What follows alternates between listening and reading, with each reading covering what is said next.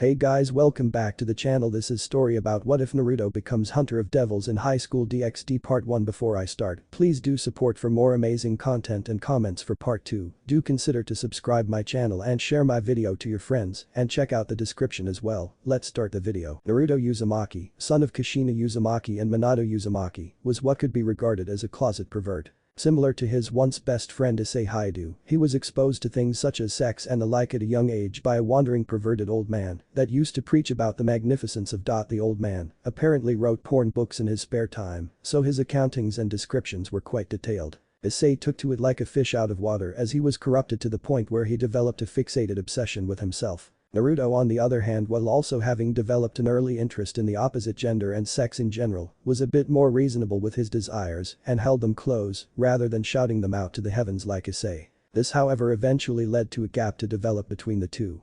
Sure, they were both perverts and got along for the most part, but the way they handled their desires was far too different. Well, for Naruto this was simply a thing he did on the side until he got a girlfriend to satisfy all his sexual urges. Issei made perversion a way of life. But Issei, being the open pervert that he was, it often resulted in getting into troublesome situations, and oftentimes Naruto had found himself guilty by association when caught around him. Personally, Naruto didn't care much about his public image, but when the problem at hand is something along the lines as the entire female kendo club chasing after you with Bakken, there's definitely a problem. Eventually they ended up drifting apart and Issei made new friends with two other open perverts like him, Mitsuda and Motohama. Naruto had tried telling Issei that the two were no good, but Issei dismissed his concerns as him overthinking things. Anyways, currently Naruto was looking at his computer with a troubled expression, his previous sexual desires having been set aside for now as he read the message in front of him. Previously he had been looking through an adult site when he had accidentally clicked on an ad or something and gotten an advertisement for a game. Now usually he would have simply closed off the ad and been done with it, but the game had drawn his eye. Basically it was about how you could play as the main protagonist of what amounted to an H game. It detailed an organized menu and leveling system, dating elements, scene and scenario unlocks, and even a state-of-the-art UI. It was a bit concerning that it didn't have recommended system specs for the game, but after a moment's thought he decided to wing it and give it a shot as it was free. If he didn't like it he could just uninstall it. Clicking on the confirmation page he was taken to what appeared to be a registration page. Already having done similar things for other games, he quickly filled it out and used the spare email that he had on hand for sites like this and he was set. Maybe it was browser-based. Just as he was thinking that, a bright light suddenly flashed across his vision, momentarily disorienting him before he saw the screen fade to black and a strange-looking red magical array appeared on the screen. Upon seeing the strange array that looked like a portal to hell, he frowned. Fucking malware. He tried to press ESC, nothing happened. He tried hitting the home button, still no reaction.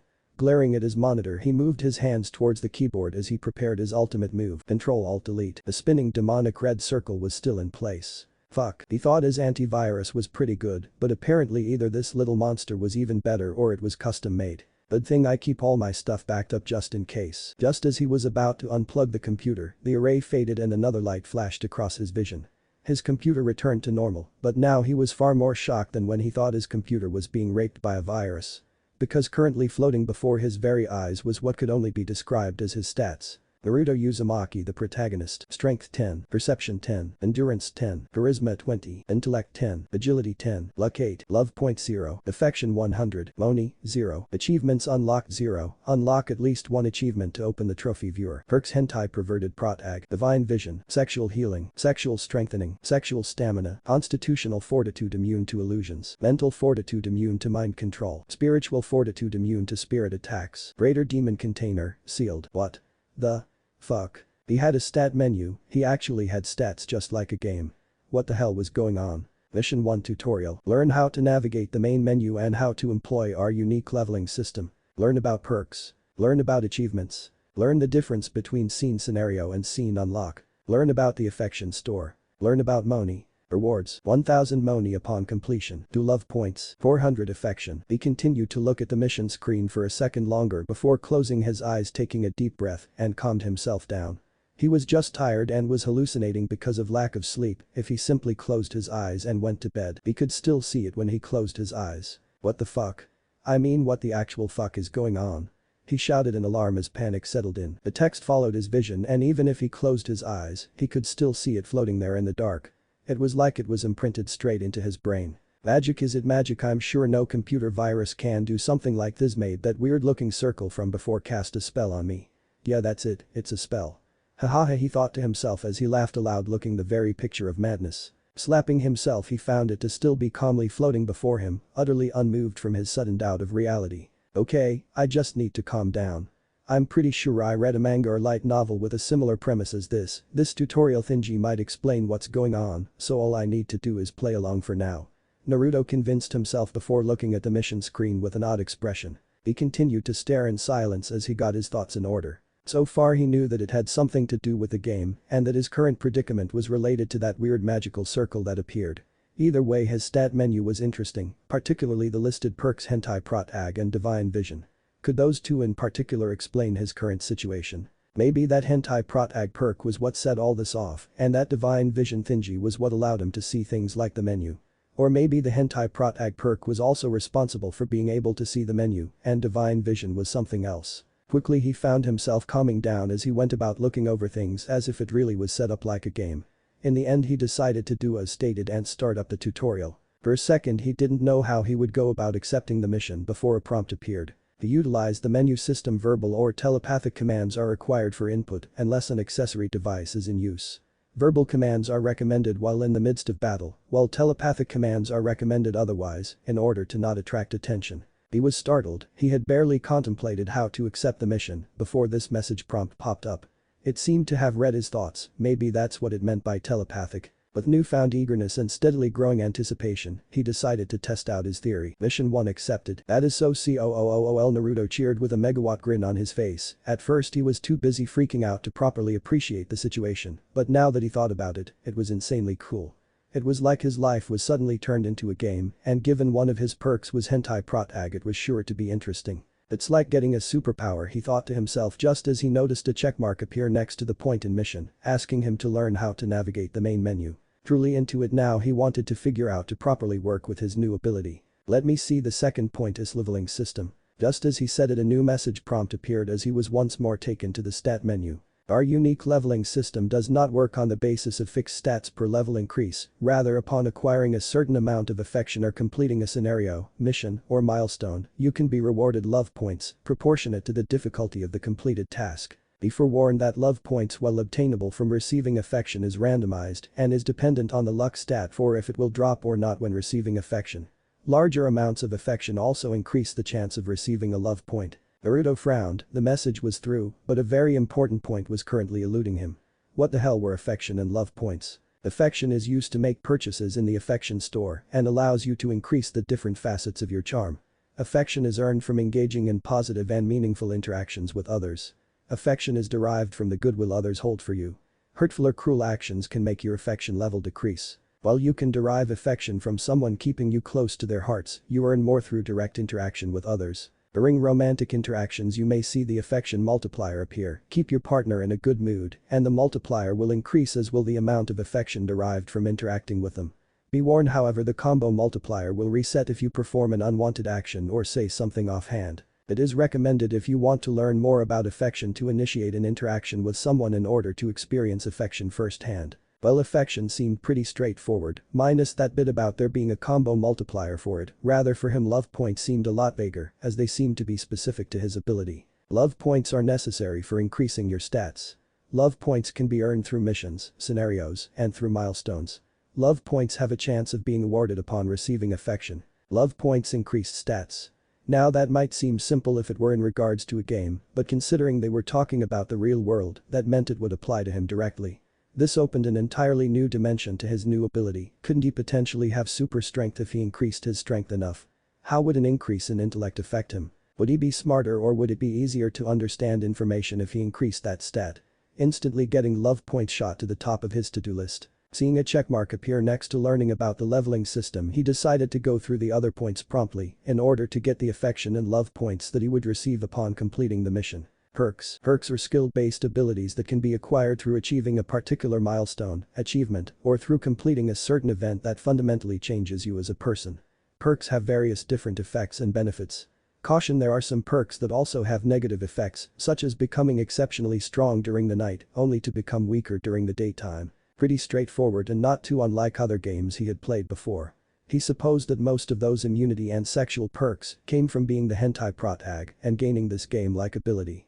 Though that grayed out greater demon container, sealed, was a bit disconcerting. Achievements. Achievements or milestones is an action or event marking a significant change or stage in your development. These usually award possible scene and scenario unlocks, love points, money, and depending on the circumstances large amounts of affection. It also has a chance of unlocking new items in the affection shop. Perks also have a chance of being awarded from achieving certain pivotal milestones in your development. Be warned that certain milestones award direct stat points rather than love points. Oh, he had thought love points were amazing, but achievements were even more so. From them he could get love points, affection, and even perks. There were a few terms in there that he wasn't familiar yet, but he knew enough to know that achievements were a very good thing to get. Another check mark appeared. Scene and scenario unlock. A different menu came up, on it was multiple grayed out boxes with empty labels. This is the scenario page, in it you can follow the events that have occurred in a given scenario and purchase new scenarios. Scenarios are stories or plotlines following a series of multiple events, they cannot be performed more than once per instance, and offer decent rewards per chapter completion, and a large reward at the conclusion, along with an achievement milestone. It was a quest. That might be called a scenario, but it was definitely what amounted to a quest. Another menu came up, this one having a single box with a label under it near the top, followed by numerous other grayed out boxes below it. It looked like a gallery page. This is the scene page, in it you can view the scenes related to a particular location or person. For a location the scenes unlocked is dependent on the action performed there, be it a fight or a date. It has the ability to provide boosts if you have the scene unlocked prior to performing an action there. For instance, you are having a fight in a park you have unlocked the initial scene for, you have a chance to unlock a new scene by fighting in the park and also will receive a buff while in the area. On the other hand, when a scene relates to a person it is dependent on your relationship with them. You can unlock new scenes with them by advancing your relationship with the other person. From a scene detailing a date at a coffee shop to having a sexual interaction with said person. You have the option to relive those scenes by simply selecting them, and if your affection with that person is high enough at the time you will initiate the instance. Also be aware you can view unlocked scenes on any digital device you own, however it is set up so that if anyone other than you tries to see them, they will only see a video clip of kittens at play. That's almost adorable, however I better be careful in the future if I ever am looking at a scene with a sexual scenario on it and get excited, others will only see me getting hard over a bunch of cute little kittens playing around. That just doesn't look good. Another checkmark appeared and he grew excited seeing there was only 2 more left to go before he got his reward. Affection store. The menu changed to a shop setting, it having a mature seductive feeling to it. It kind of reminded him of an adult site with all the pink and black everywhere to be honest. Looking over the inventory he knew that first impressions were often all that one needed. For instance, the first thing he saw was a butt plug tail, it all went downhill from there.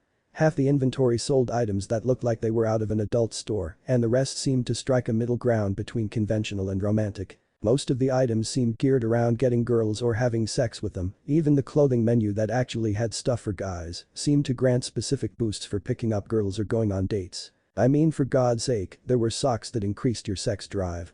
What the fuck? There's an entire section dedicated to BDSM and S&M. Not only that there are items that can cater to almost every fetish, you can make a girl an anthro and even chose what animal to splice her with. I am both amazed and scared of the implications. He thought as he continued sifting through all the stuff available. Amidst all the weird stuff there were some really fascinating little items that seemed really cool, like a water gun that dissolved clothes and glasses that could see in the dark. He just needed to keep away from some of the fetishes in the affection store and he would be golden. Just about everything but male clothes was currently grayed out though. The currency it required however was what surprised him. He had assumed that the money that had been mentioned thus far would come into play at this point, but the affection store only accepted affection as the main currency. That was weird, if affection was the main currency then what was money used for? As a gift for visiting the shop for the first time he was given 5 mints that increased his charm by 2 for 60 minutes. A checkmark appeared next to the point concerning the affection shop and he was more than eager to inquire about the next point and get his prize. Money. The menu changed to something that he hadn't even heard be mentioned so far. The conversion shop. Money is a currency unique to you. Its main use is to be taken to the conversion shop and exchanged for another currency. As it is you can convert it into 2 different currencies, affection and yen. The unit conversions are as follows. 100 money equals 10 affection. 100 money equals 1000 yen. It remains the same regardless of differences in quantity. Though there are limits to how much money you may convert to real-world money at any given day, there are no such limits for converting money into affection. Be warned that yen can't be changed into money, and neither can affection. Also, once money is changed into any of the other two unlocked currencies, you won't be able to change it back. For real, you mean I can make real money out of simply playing along and completing missions and shit? Seriously, Naruto shouted aloud in surprise. If that was the case, this changed everything, as that meant he could actually live out of simply completing missions and earning achievements and the like. I mean, this tutorial took him what? 5 to 7 minutes. Yet he was going to get 1000 money. That was 10,000 yen in less than an hour. His excitement only grew at the message that appeared afterwards. Mission 1 completed. Awards plus 1000, money plus 2 love points plus 400 affection. First mission completed, milestone achieved. Award scenario unlock the darkest night. 1 achievement earned, trophy viewer has been unlocked. Not only had he gotten his reward, but he had also achieved a milestone achievement and unlocked a scenario. He looked towards his stat menu only to find that while affection and money had promptly appeared in his stats, love points had yet to be distributed. Naruto Uzumaki, the protagonist, strength 10, intellect 10, agility 10, perception 10, charisma 20, endurance 10, luck 8, plot armor 0-100, love points 2, plus 2, affection 500, plus 400, money 1000, plus 1000, achievements unlocked 1, plus 1. He wanted to check out that scenario that he had unlocked as well as the new trophy viewer, but he decided to prioritize and allot his love points in his stat column. After a brief thought over the matter, he ultimately used the 2 stat points to square out his luck, as that single-digit number was bothering him. Also, from the explanation, higher luck would allow for an increased chance of him receiving a love point through affection. That, and he knew that a little luck could go a long way in life. I mean, who hadn't ever wished they could increase their luck? At first he had thought about increasing strength or intellect, simply to hopefully receive what he imagined were immediate and tangible benefits, but he refrained from doing so. He wasn't going to be fighting anyone, and intellect wasn't a pressing concern as he was by no means lacking in that aspect to begin with. So with that, intellect and strength were put on hold, and agility, perception, and endurance were also deemed unimportant given the situation, as he had no real need for any of them, as again he wasn't fighting monsters here, but going to school. In reality, when all the fantasy was trimmed away, what he needed most was charisma, intellect, and luck.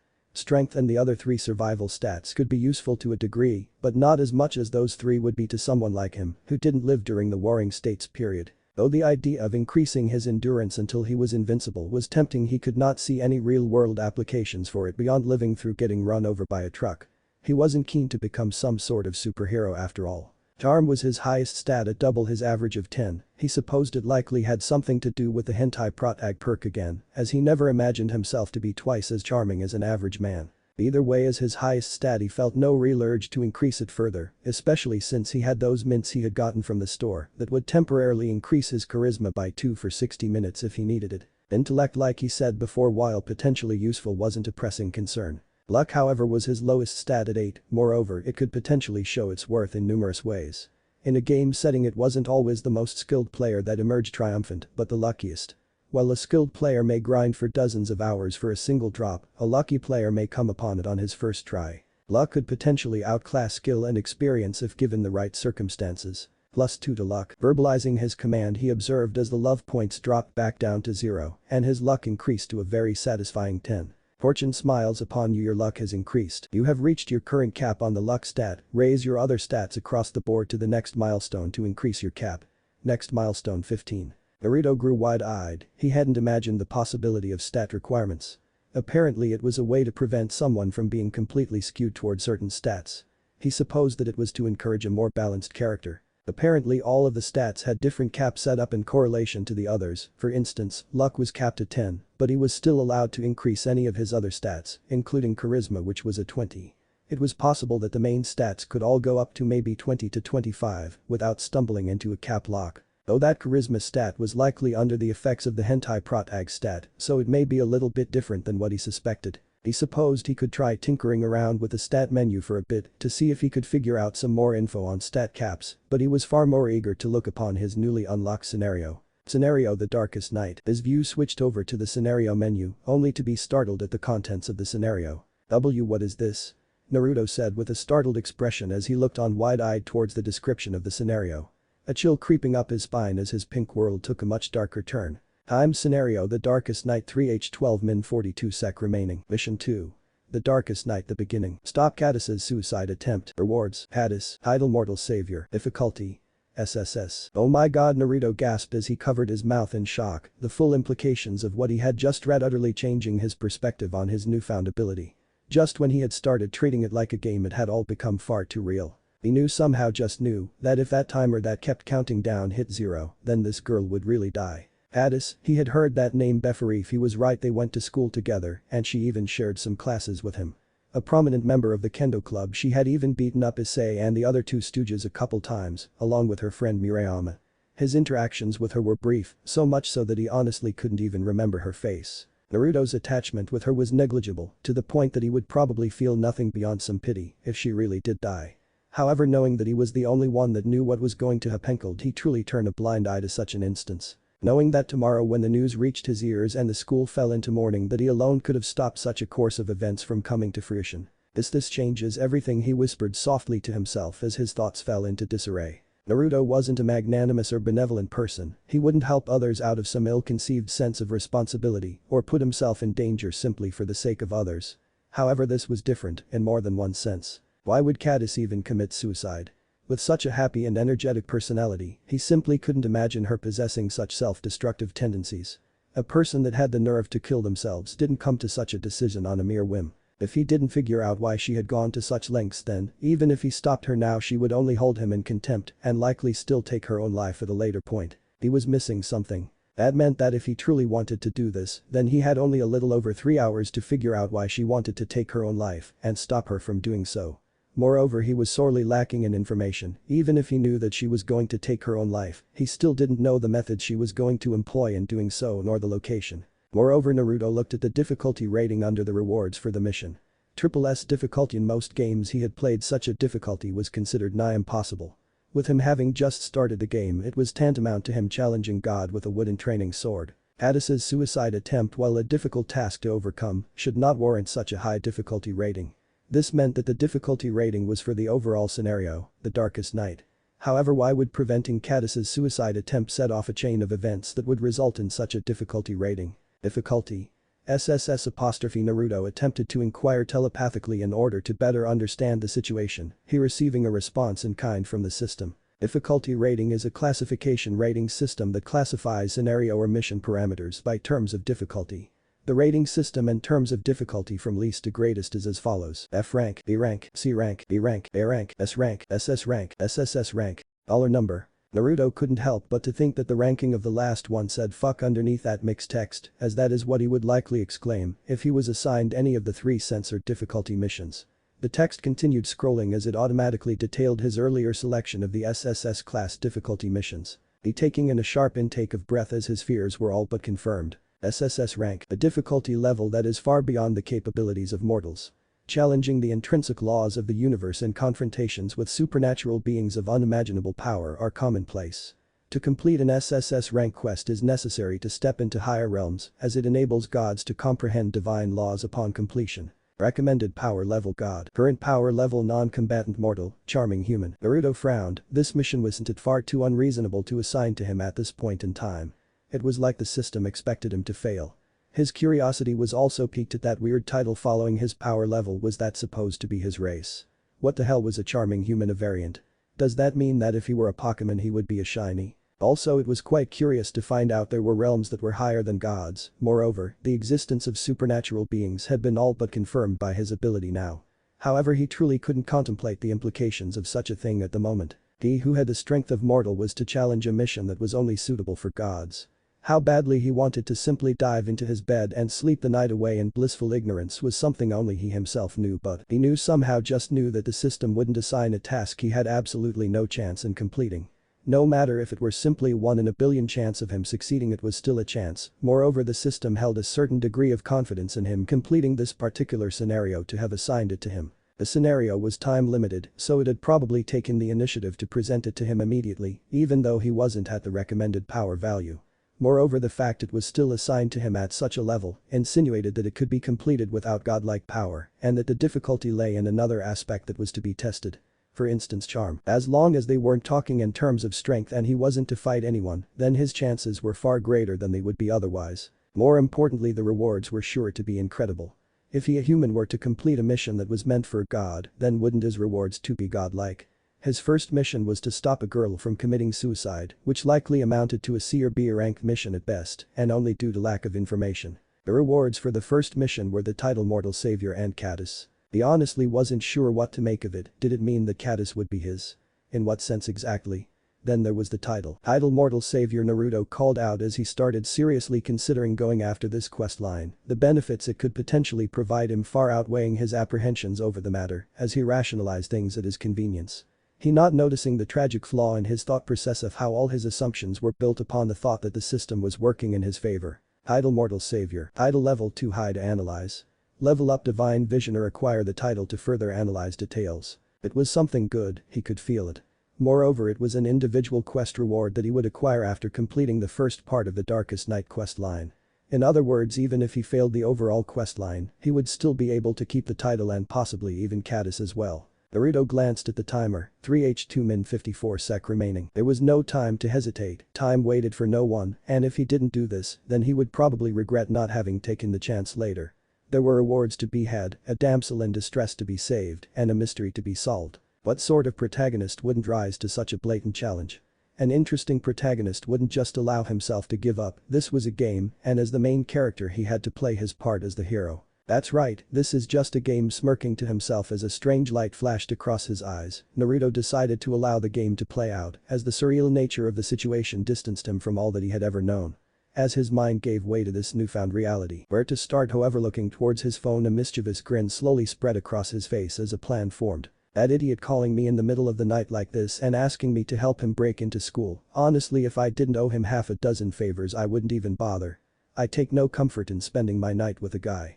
Now if he were a cute girl, thought. The young man that looked to be about the same age as Naruto laughed creepily as he waited in front of the Kuo Academy next to his bike. Are you having weird fantasies about me again? What's up with that perverted laugh? A voice called out from the dark. Who would fantasize about you? I will have you know that this young master in front of you only fantasizes about girls and his future harem. You have no place in my fantasies. The young man shouted as he span around and glared at the grinning blonde that seemed quite satisfied at how effective his teasing was at riling up the brown-haired youth in front of him. This blonde-haired young man with two flashlights on hand and a bag slung over his shoulder was Naruto. Wearing a black blazer over a buttoned-up white long-sleeve dress shirt with black highlights, it was clear he had come dressed in his Kuo Academy boys' school uniform in case they somehow got caught. The brown-haired youth was none other than Issei Haidu. With his spiky brown hair, light brown eyes, and an athletic build, he would have been quite popular with the ladies if it weren't for his shameless and perverted personality. Contrary to Naruto, who was regarded by most girls as handsome, Issei on the other hand would be regarded as being cute if he weren't a pervert, of course. He was wearing the same uniform as Naruto, with the difference being his high long-sleeve dress shirt was open, revealing a red t-shirt underneath. Naruto's glanced at the timer, 2H23 14 sec remaining. Patch, Naruto said as he threw a flashlight at Issei, who deftly snatched it out of the air before looking at it oddly for a moment and turning to Naruto, who was looking over the contents of the bag one final time. So we're really going through with this? Are you not going to tell me what we are breaking in for? Issei asked as he looked at his friend inquisitively. Naruto paused for a moment at the loaded question before he lifted his head and stared straight into Issei's eyes in such a manner that it couldn't help but unnerve the other teen. This continued for a moment before Naruto seemed to come to a conclusion on the matter and looked towards the academy. I don't have the time to explain it to you in detail, but someone I know is in trouble and I have no way of contacting them. The only way I can think of figuring out where they can possibly be in such a short amount of time is through the student records in the nurse's office. Naruto explained the situation to Issei without giving out too many details. It wasn't that he didn't trust Issei, rather it was that he didn't think him knowing more than what he had said would do him any good. If Naruto somehow ended up in trouble because of this, he would rather not involve Issei in his own problems and spare him the grief. Hearing Naruto not elaborate further, Issei couldn't help but frown. It wasn't like Naruto to keep him in the dark like this. However, the situation seemed quite complicated now that he managed to hear the tail end of it. Naruto wouldn't call him out like this if it wasn't serious. Seeing Issei's frown and not having time to explain everything or get him to believe him in the first place, Naruto decided to strike while the iron was hot. If you want you can leave, you know. Naruto said, the statement catching Issei off guard as he turned to look at the blonde in surprise. Just boost me over the wall and be done with it. Naruto said in an all too easygoing manner, yet Issei could tell if he bailed on Naruto, now their friendship was over. This was when Naruto needed him most, and if he fell short now then there was no need to foster such a weak bond any longer. Not saying a word, Issei pushed past Naruto and squatted down beside the wall before locking his fingers together to create a makeshift foothold. Stop speaking nonsense. To go back after coming all the way here, I am not inclined to waste my time in such a fashion. You said you were pressed on time, didn't you? If that's the case, then leave the mind games for later, I'm already here, aren't I? Issei declared firmly with an exasperated expression at Naruto's weird tests. Wow, if girls knew you were this dependable then maybe you wouldn't be such a loser, Naruto said with a smirk as he stepped on the makeshift foothold for Issei to boost him over the wall. Fuck you too, Issei grunted as he hoisted Naruto up. He could be watching porn right now, but no. So direct, Issei, what did I tell you about fantasizing about me? Naruto teased as he managed to reach the top of the wall. He instantly stretching out his hand to pull Issei up with him. You know, if I was a smaller man I would hate you, Issei said with a glare as he was dragged up and followed after Naruto in jumping down. Stop talking about your insecurities, and help me pick this lock open, we're running out of time, Naruto said as he quickly focused his attention on picking the lock to one of doors. According to the video he looked up on Nakonoko Douga. 2. Crying manly tears of frustration as Naruto was actually being completely serious in his misunderstanding this time. Issei could only light the area with his flashlight with a bitter heart as Naruto picked the lock. This was going to be a long night. Guo Academy nurse's office. This is Ida in the door, Issei. Wait, why do I have to be the one to open it? Because as a gentleman I would feel ashamed if a lady like you didn't go first. Slam. Issei slammed the door open with a narrow-eyed expression before he turned to Naruto with a mocking grin and gestured towards the open doorway, ladies first. Raising an eyebrow at the suddenness of the action, Naruto shrugged before casually walking in, ignoring Issei's provocation entirely. Stop trying to flirt with me, Issei, I have more important things to do, Naruto said dismissively as he started looking around the nurse's office. Every damn time, why can't you just let me win for once? For the last time, I don't like Yao in any capacity. Son dear, anyways help me find the folders that start with M while I look through the K's, look for Murayama. Naruto said as he got to work, his flashlight in hand as he refrained from turning on any lights, lest it give them away. Murayama, huh? Issei whispered to himself as he tried to remember where he heard the name as he looked for it. It was only when he saw the folder and who it pertained to that it all clicked for him. Walking over to Naruto only to see him looking over Cadis's folder as he fiddled with his phone, he couldn't help but be curious about Naruto's purpose in coming here once more. The two kendo girls, what's so special about them? Issei asked as he placed Murayama's folder next to Cadis's only for Naruto to raise up a hand to silence him for a moment. A low ringing tone sounding out. Echoing in the silence, the tone seemed to cut through the veil of night and fill Issei with a sense of unease that was nearly nauseating. The tension was thick, licking his lips that had suddenly gone dry. Issei heard as the tone went dead and Naruto's face fell. Her phone is off. 2H6 min 37 sec remaining. Naruto wasted no time snatching Murayama's file as he quickly dialed her number as well, only to have it go straight to voicemail. He tried calling 2 more times to hopefully grab the girl's attention, only to receive no response. He was too hopeful to think that she would answer a call from an unknown number. Knowing that she wasn't liable to pick up, he decided to leave a message and simply head out to Cadis's address on his bike. It might be near the edge of town, but he was confident in making it in time. What he was worried was if Cadis was in Murayama's house instead, with her being in the opposite direction, he wouldn't be able to make it there on his bike if he went to Cadis's house first. Hey, this is Naruto Uzumaki. I go to class with you and Cadis and sit in the back row. I'm calling in regards to some rumors I heard concerning Cadis and wanted to confirm with you that she is alright. Please call me back as soon as possible. Thank you. Naruto said before he hung up and turned his attention to taking pictures of both girls' files with his phone. Is Cadis alright, Naruto? Hearing the concern and worry in Issei's voice, Naruto decided at that moment that if he wanted to accomplish this impossible task he needed help. He couldn't go to both houses at the same time, but if Issei could cover one house while he covered the other, the risk of him failing decreased by half. He wasn't one to gamble with other people's lives. Issei, do you trust me? Issei's foolish grin told Naruto all he needed to know. Shortly thereafter, the two boys left the school before heading in opposite directions on their bikes. Their thoughts and motives different, but their goals now perfectly aligned.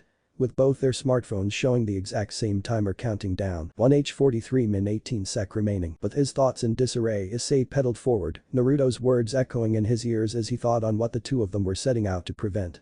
The pressure setting in, he couldn't help but pedal faster. If I told you that I knew that Cadis was going to die in the next 2 hours, would you believe me? Suicide Cadis, that dumb girl who he had tried to peep on more than once, was going to kill herself.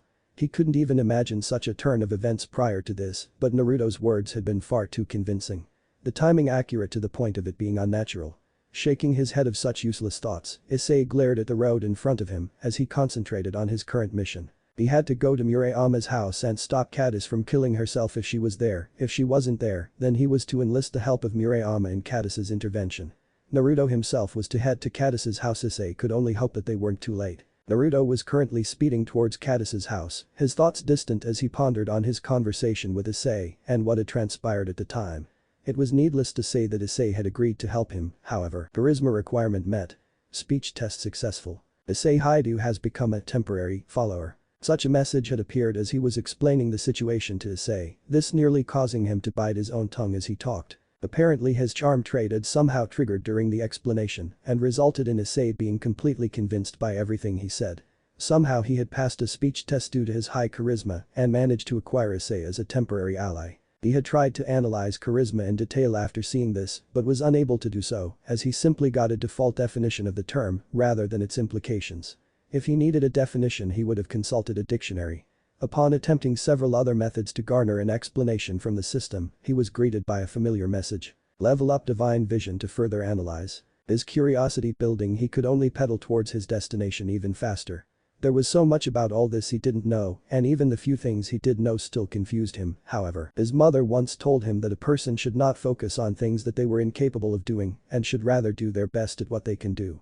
Thinking up to here he knew that what he could do was save Cadis. As for what came after that, the impossible still eluded him, he could only hope for the best. Arriving at Cadis's house, Naruto was quick to dismount his bike and rush towards the door.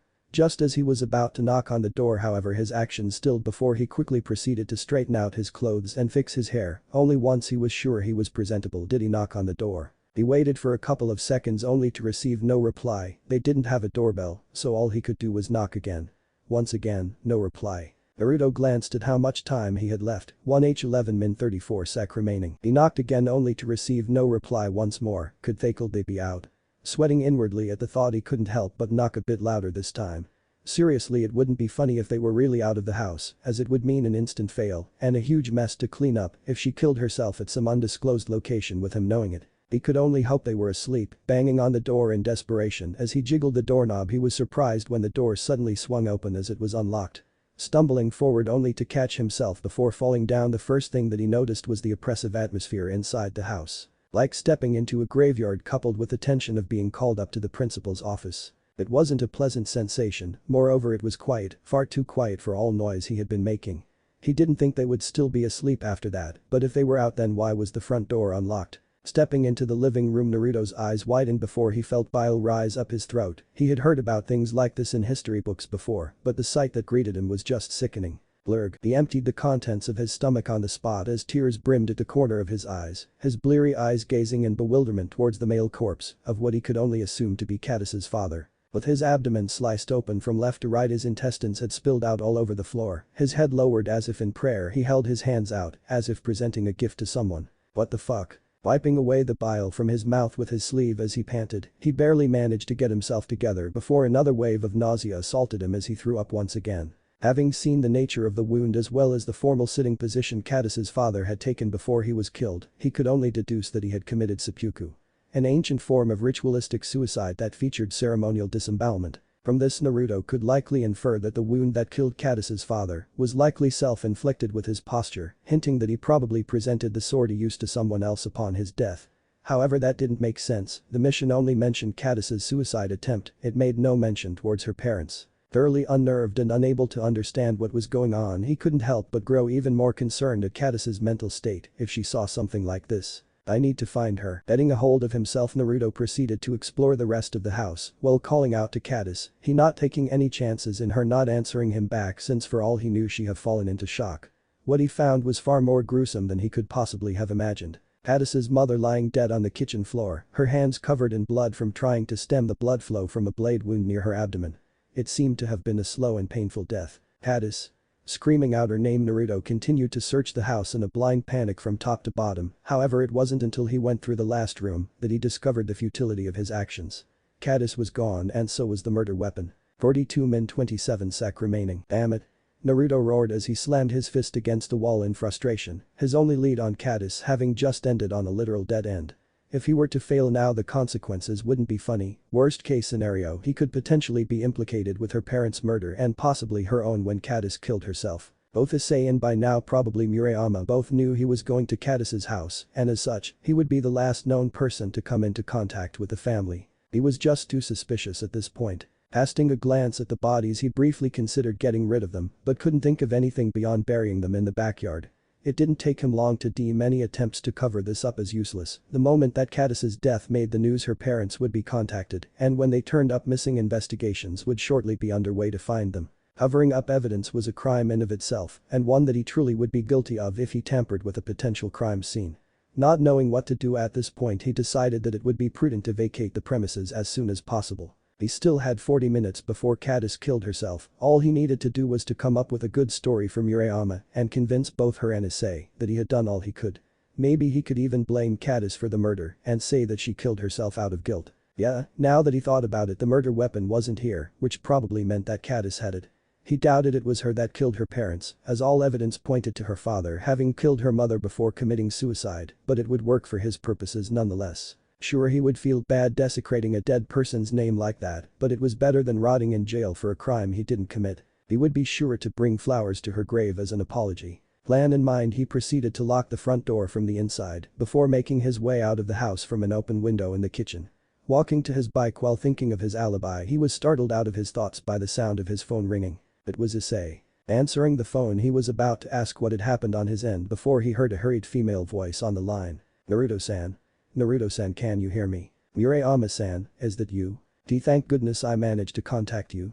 I heard all about it from Issei. I never would have thought. Murayama broke down crying as her emotions seemed to be all over the place. The wheels in his head turning, he couldn't help but be amazed at how Issei had managed to convince Murayama of the matter so quickly.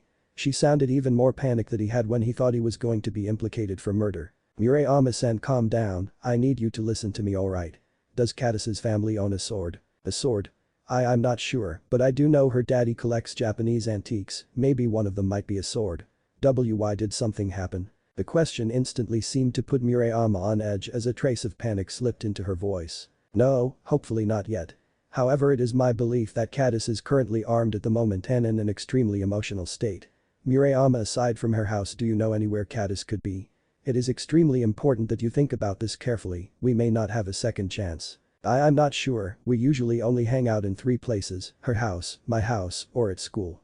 Asides from those, we go to other places like the library and karaoke sometimes. Murayama seemed very afraid the moment that he mentioned Cadis's volatile state, however she seemed to instantly take it as that Cadis was currently emotionally unstable and might inflict harm upon herself. Moreover, now that he had said that Cadis was the one that had the sword, if he failed to save her on time, then Murayama would likely come to his defense after news of her parents' death came to light. However, this was if he failed the mission. He knew that Cadis wasn't home, and Murayama wouldn't have called if Cadis was over at her house, which left one possible location where she was likely to be.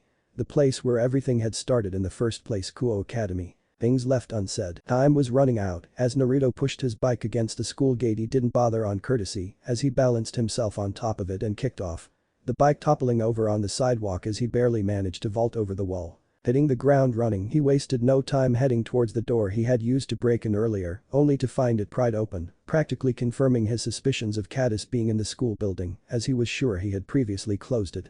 12:36 sec remaining. He didn't have time to check the whole school, it was simply too big. As such, he had been informed by Murayama of the 6 likeliest possible places she could be: the art room, the gymnasium, the kendo club room, the girls' lockers, the roof, and finally their own homeroom. He only had time to check 3 of those. The school was simply too wide, and just getting from the gymnasium to the roof would take him around 6 minutes. He had no clue what Issei and Murayama were doing, but he couldn't get in touch with them anymore, something that unnerved him for some reason. Circumstances being as they were, he had decided on the route that he would take prior to arriving here: the art room, the roof, and finally the homeroom. Cadis already was armed with a sword and as such could potentially kill herself in any of the aforementioned locations. The 3 were spread out in such a way that he could reach each one with only about a 3-minute gap in between, as long as he started with the art room and finished with the roof. The chances were 50-50, to be honest. He was surprised he had even gotten this far, so those odds seemed far too kind already. The problem was the fact that she was armed with a sword while he was armed with only a smartphone. For all he knew, Cadis might be totally insane at this point following the death of her parents.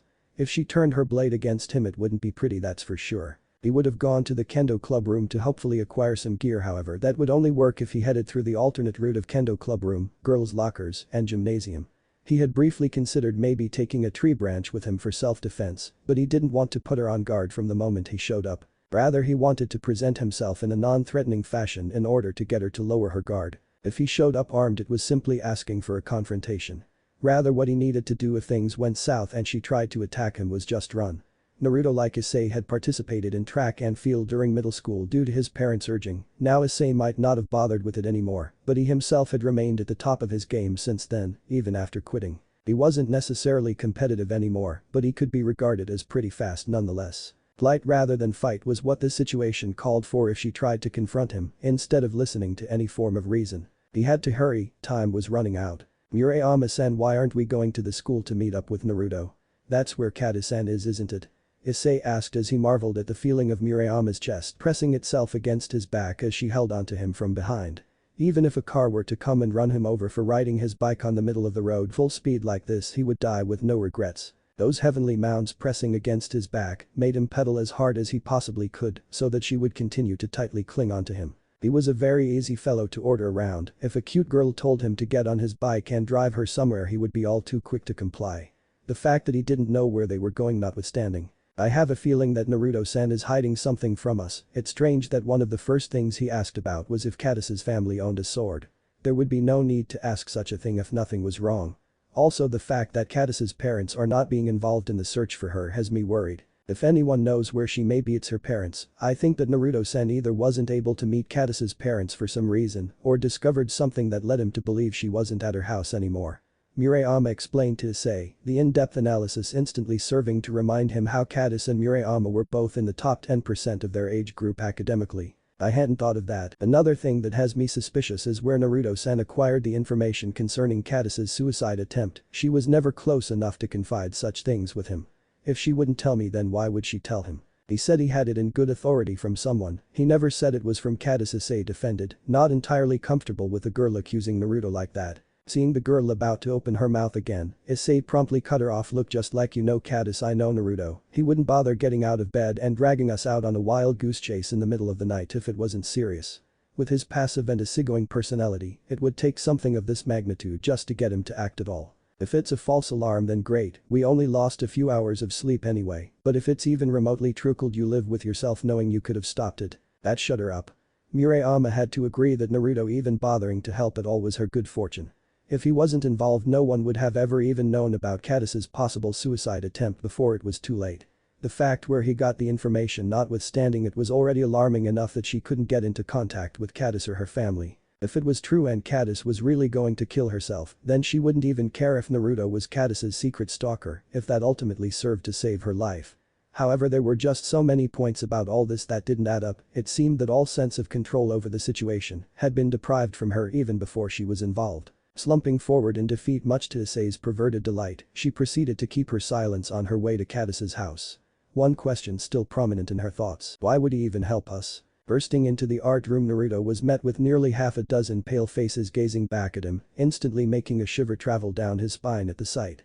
As if everything that had happened so far wasn't disturbing enough. Fucking mannequins. Apparently the art class was working with drawing human figures before they got to work with live models, since it was a chore for anyone to maintain a posture for any significant amount of time without moving. The school had purchased several mannequins for the occasion. He had even heard that there even were a pair of anatomically correct models in storage from Issei once. It was one of the few perverted rumors Naruto had heard from him that he wasn't quick to discredit. It would be more sensible than having a nude live model with perverts like Issei around. Casting a quick scan over the room and not spotting his target, he wasted no time in closing the door before hurrying towards his next objective.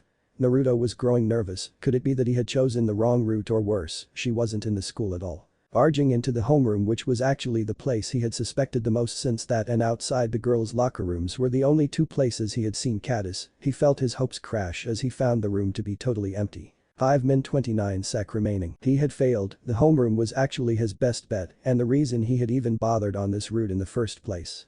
If she wasn't in homeroom, he honestly couldn't see her in any of the other places. To be honest, even now he still doubted the possibility of her even being in the school. Fact of the matter was, she had a sword with her. Why would she even bother coming to the school in the middle of the night to kill herself? It was merely wishful thinking on his part that she would be here. It was fine, he supposed. It was a mission of a difficulty far too high for someone like him to accomplish. He could be comforted in the knowledge that he had tried his best. It was only his first mission, and an SSS rank at that. More were sure to come in the future. He would just have to treat it as a learning experience and learn from all this. Having mentally unburdened himself in such a fashion, Naruto could feel himself relax as he started heading for the stairs. He had played his part well, however this fairy tale was destined for tragedy long before he stumbled into this empty stage. Stumbling along blindly had gotten him this far, yet it was predestined for failure. Time waited for no one, no matter how determined he may be. Everyone had their limitations, and this was his. Opening the door to the roof as he completed his pre-assigned route, he came upon a sight that caused his thoughts to come to a stop.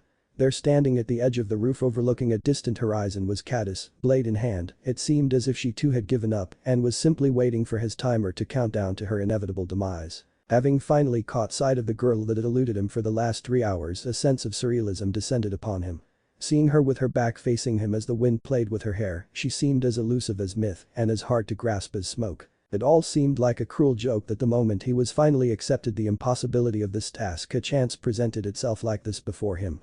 A jaded part of his heart couldn't help but imagine her tipping over and shattering like glass the moment he took a step forwards. 2 min 9 sec remaining. Cadis, Naruto called out cautiously, his voice little more than a whisper as if speaking too loudly would push her over the edge.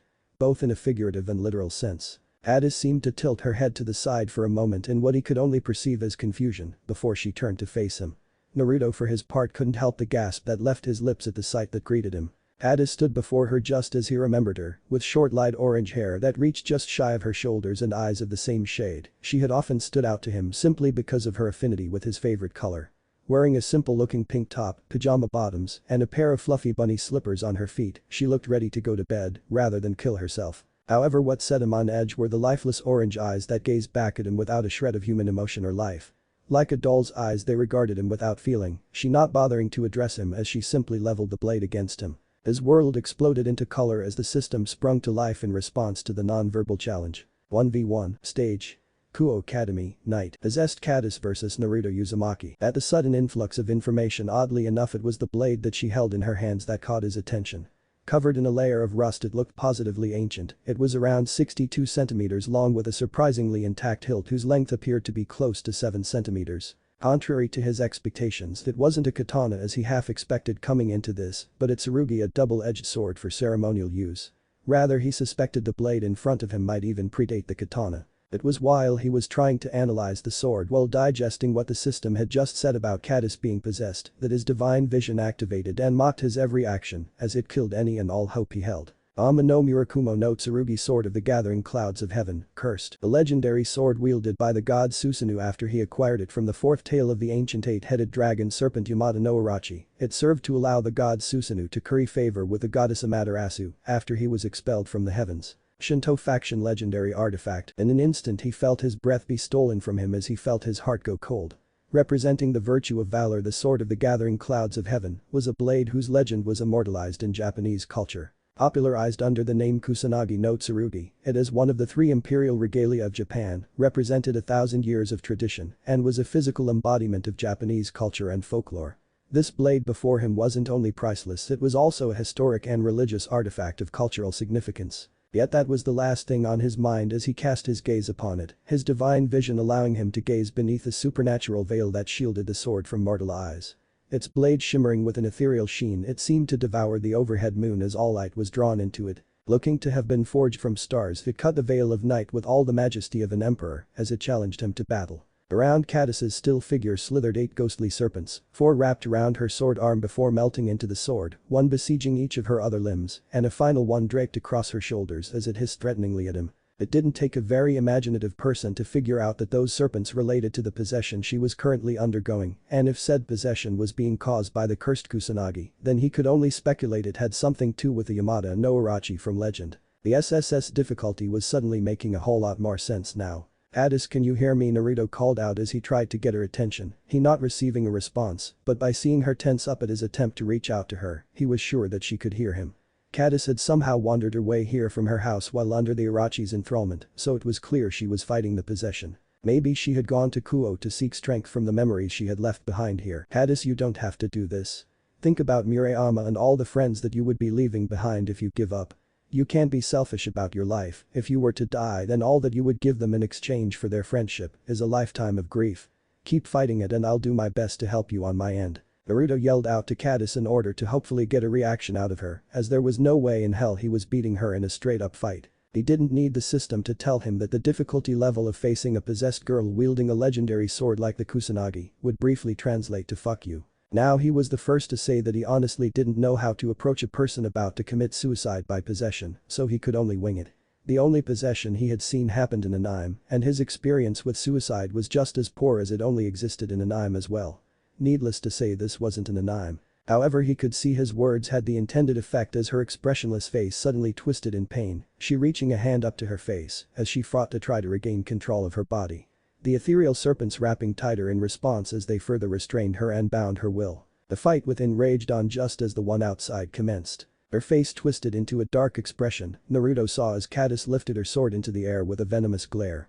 She was still a good 20 feet away, but when she raised the kusanagi, the moon reflecting off the blade, he felt as every fiber of his being screamed at him to get away. He jumped to the right just as the blade fell, a trail of sword light jazzing after the blade had stopped so that it ran perpendicular with the ground as it was held before her once more. Her arm held straight as if she were simply practicing kendo, it hadn't even come in contact with the ground. Yet the sight that greeted him defied all logic. The moment after her hand fell, the world seemed to split in two, he looking on in horror as the entire left side of the roof slanted away from him. Then without preamble he observed as thousands of crisscrossing lines slowly formed across the surface of the left side of the roof before light seemed to momentarily pour out of the thousands of cuts made into the stone. This moments before the entire left side of the roof, for lack of a better word, dematerialized. Thousands of interconnecting sword slashes seemingly cutting apart all that stood before it to the molecular level. His eyes simply registering it as it having turned into cubes of varying sizes that kept breaking down into smaller pieces as they lay suspended in mid-air before they completely disappeared. What the fuck was that, Caddis? That was final boss level bullshit. I thought you were restraining that snake bastard. Naruto raged with a startled expression as he saw the clean cut that had removed half the roof from existence. Sending an aggrieved look his way, Caddis managed to express onto him that she had done so, the fact that she managed to regain some life into her eyes, a clear indication that she was giving her all to win the war over her body. Which meant that attack was her holding back to her utmost. Holy shit, seeing as she tilted the blade sideways so that the flat side was resting on the palm of her hand, he only had a moment's notice before she carried out a horizontal sweeping motion. Slow and deliberate, every single thing before it as it cut the horizon seemed to instantly dematerialize. Ducking down in a mild panic, he observed as everything above his head seemed to fade into non-existence. The entrance to the roof being cut horizontally in half. If this was her holding back, then he suspected that with the true power of Yamada no Orochi, everything before her would have been leveled to the ground for miles. But slow, the kusanagi, which originally felt as if it were unavoidable and gave the illusion of being impossibly fast, was actually far slower than he had anticipated. With his divine vision allowing him to gaze through the multi-layered illusions that encompassed the legendary sword, while he still felt as if the sword was impossible to dodge, he could easily follow each swing with his untrained eye. Each swing carried enough strength to level mountains, yet it was also burdened by such power. The slower the movement, the greater the power it seemed capable of unleashing with each swing. He suspected that each one of those swords of light probably took time to construct, maybe it was simply mere milliseconds, but with the unreal number of blades packed into each swing, it gave him enough time to observe the stance and predict how she was going to swing the sword. It gave him enough time to dodge. He didn't think this flaw existed with the sword itself, but that rather it was Caddis that had created it through her resistance of the kusanagi. She was helping him, as such he couldn't disappoint her now, could he? Taking the opportunity, he dashed forward just as her horizontal slash finished its arc. Caddis was focusing all her effort in restraining the sword movements, noticing this as Naruto observed the sword once more raise into air for another vertical slash. He had an idea. Caddis, release your control of your sword arm and focus your attention to your legs, position yourself to face towards the left. Just like Caddis had divided her focus to remain coherent and control her sword arm, it was likely that the Orochi had done the same. If Naruto was to infer that each of the serpents represented how much focus the Orochi was placing into controlling each limb, then it meant that the sword arm was where most of its focus was directed towards. Caddis couldn't challenge the combined might of 4 serpents, while she simultaneously struggled to retain her mind from the Orochi's enthrallment. At most she could restrain her actions to a certain degree, but that was it. Now, while she couldn't overcome the combined might of 4 serpents, her legs were only bound by a single serpent each. It didn't matter how powerful her swing if she shifted her stance and caused herself to miss. Okay, Caddis managed to force out as she relinquished control of her sword arm before she redirected her focus to shifting her body abruptly towards the left, just as the sword slightly overshot at the sudden lack of resistance. Sprinting forwards to knock the sword out of her hand, he was caught off guard as everything suddenly went white. That was when he realized his mistake. Caddis wasn't simply restraining Kusanagi's movement speed but its power as well. Regaining his vision, he couldn't help but gape at the sight before him, a trench several miles long now cut across Kuo Academy and the surrounding grounds.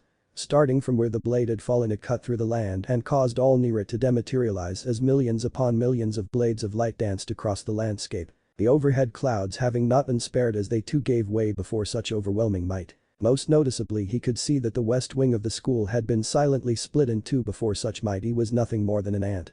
He didn't have any time to react as an angry roar tore its way from Caddis before two serpents bound themselves to each of Caddis's legs. 3 remaining wrapped around her sword arm while the one around her neck hissed at him in contempt. In an instant, all control Caddis had over the situation was lost, the ground under her exploding as she kicked off at full speed towards him, her blade set to strike. Naruto didn't have time to blink, let alone react. All he could think of as she rushed towards him blade in hand was that he had been way over his head going into this. Fate had simply dealt him a bad hand and he had been foolish enough to go all in. Closing his eyes in expectation of the pain that was sure to come, he was surprised as he felt something crash into him and knock him onto the ground. The impact knocking the wind out of him, his eyes snapped open in surprise to meet the sorrowful eyes of Caddis. Currently her left arm was focused in restraining her dominant sword arm as the blade hovered mere inches over his heart. Their overall position was quite compromising as she straddled his waist in order to pin him down, however he had no time to enjoy the situation as he was but a hair's breadth away from death. Help me, Naruto-kun. The serpent seemed quite furious at her latest attempt at resisting them before the one that wrapped itself around her neck seemed to look at him thoughtfully for a moment. Its gaze turning sharp. Spiritual fortitude perk was triggered. Mental fortitude perk was triggered. Ama no Murakumo no Tsurugi possession attempt failed. Ama no Murakumo no Tsurugi spiritual strength has been halved. Suddenly the snake seemed to hiss in pain before 4 of the serpents dissipated into nothingness. Not really comprehending what had just happened, Naruto knew he had to advantage of it. Not wasting any time, he used the only thing he had on hand, his smartphone. Aiming it at Caddis's shocked face just as she managed to regain partial control of her body, he wasted no time and took a picture. Now usually this would only serve to commemorate an occasion, however he had turned on the flash when he was taking pictures of both girls' files in the nurse's office.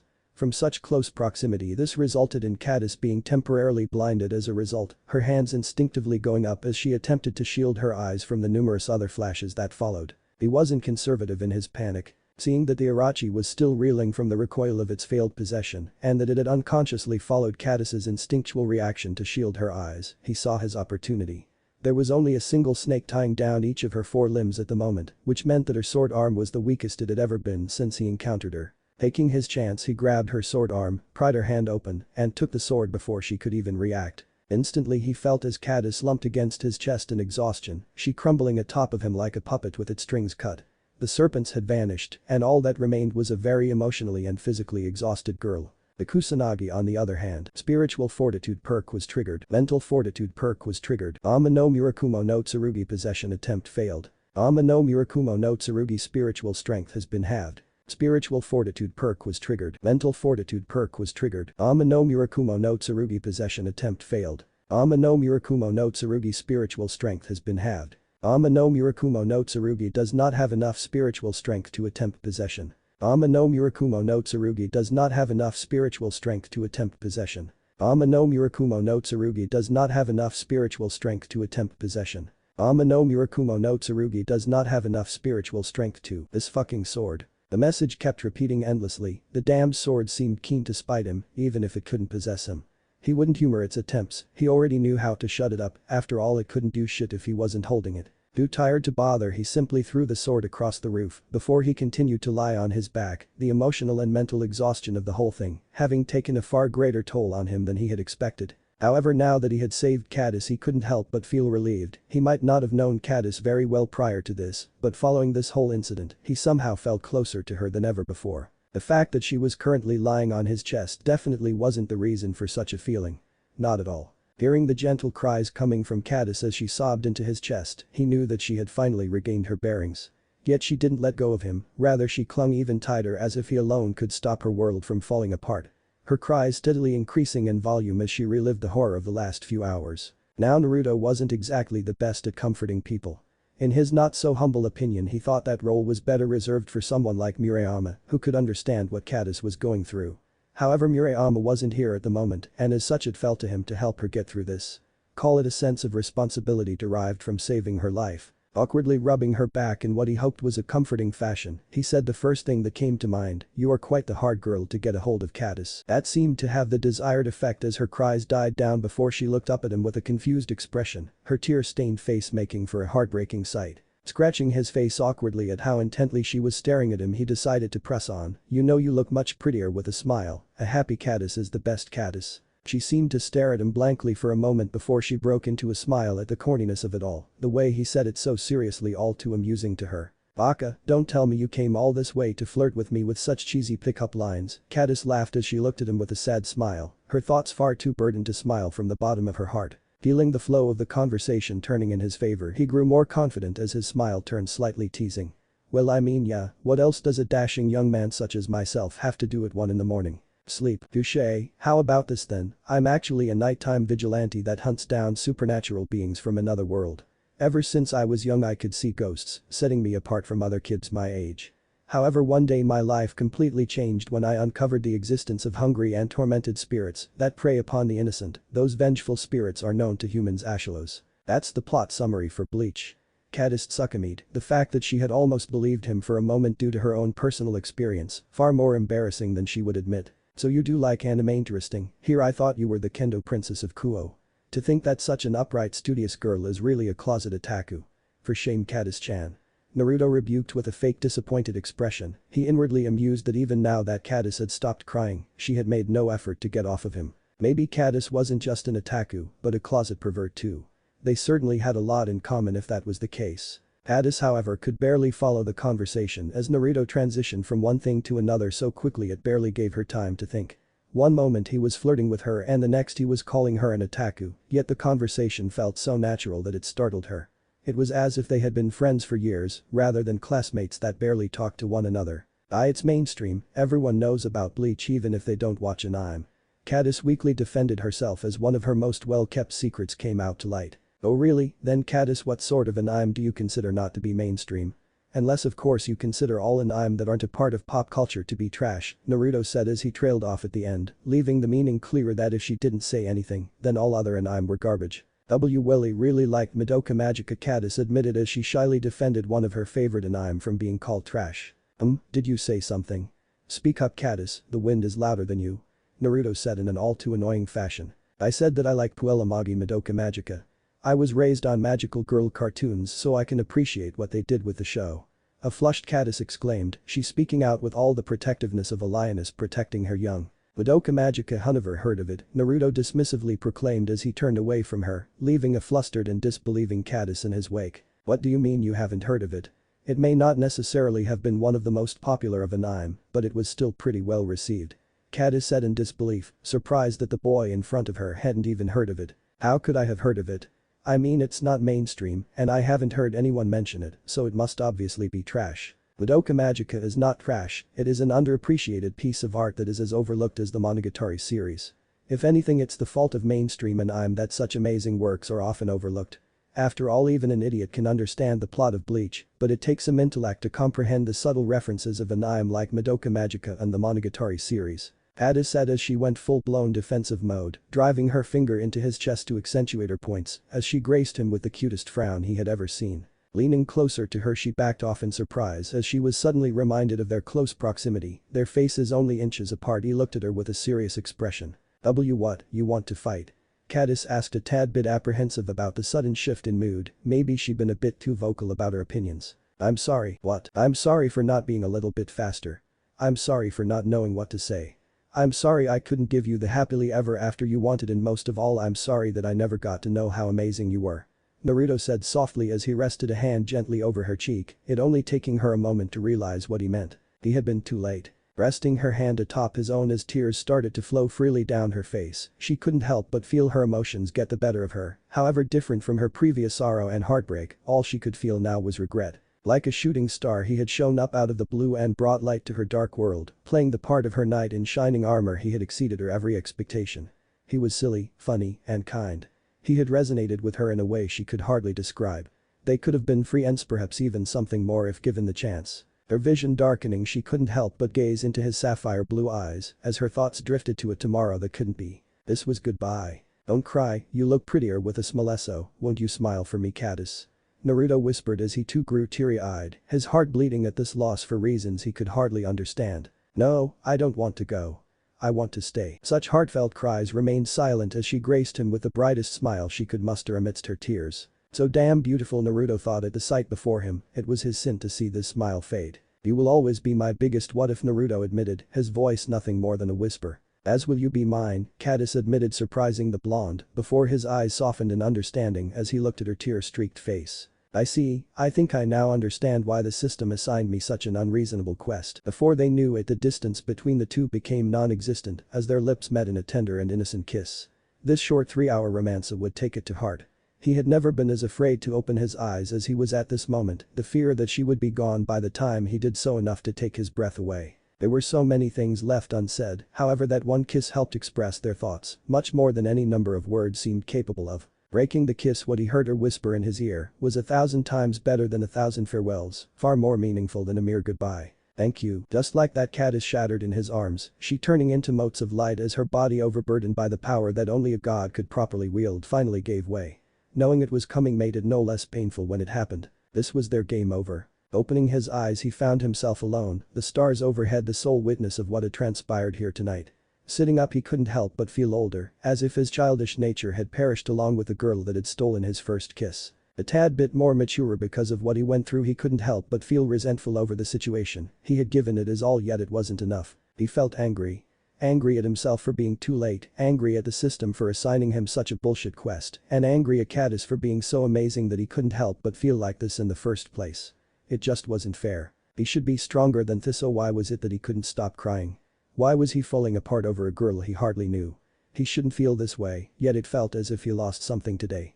As if Caddis had taken a part of him along with her when she went to greet her parents in the afterlife. If he could have another chance at doing all this over again, he would make things right. Such a foolish thought flittered across his mind before he fell into sorrowful contemplation. He would move past this and be a better man for it. He had some real introspection to go through when he got home. He had hidden behind his shell of a persona for far too long, trying to live up to others' expectations while in the public eye. No longer. From now on, he would be himself regardless of what others thought. This power he had, it could help people and prevent tragedies like what transpired today. If he had this power even 6 hours earlier, not only could he have saved Caddis, but maybe even her parents as well. It was painful, so very painful to experience such loss, and he never wanted to go through something like this ever again. Be it for better or worse, this was his new reality. Life wasn't a game, it was his mistake to treat it as such. Everyone loses at some point, the important thing was what one took away from failure. Slapping his cheeks as he got a hold of himself, he buried his feelings and regret deep inside, as all men learn to do, and stood up. A small part of his mind whispered to him that everything that had transpired tonight didn't make sense, that it was likely nothing more than a dream, and that he would wake up tomorrow and see Caddis sitting at her desk just like yesterday. But he knew that kiss was enough to overturn all notion that this was a dream. It was time to go home. He would test his luck with the next quest that the system assigned him. He would just treat this as the lesson the system likely intended it to be. Walking towards the stairs leading down from the roof, he idly thought on how all this damage to the school would be handled. Well, considering the massive ravine now cutting across the school, it was likely that it would be treated as a natural disaster. School would likely be suspended, and everyone would probably have to relocate while repairs were underway. How troublesome. Just as he took the first step down the stairs, however, the sound of the system rang across his ears. Caddis, lover, passion level 4, sentiment max, plus 5,000 affection, plus 5 love points. Naruto's eyes widened at the sudden announcement. Her name may be grayed out, but it was definitely Caddis. The system had awarded him for advancing his relationship with her to a higher level. Now he wasn't sure about the whole lover designation, as they had only shared a single kiss, but he wasn't complaining. Also, if the system was registering the advancement in their relationship, then it would stand to reason. Mission 2.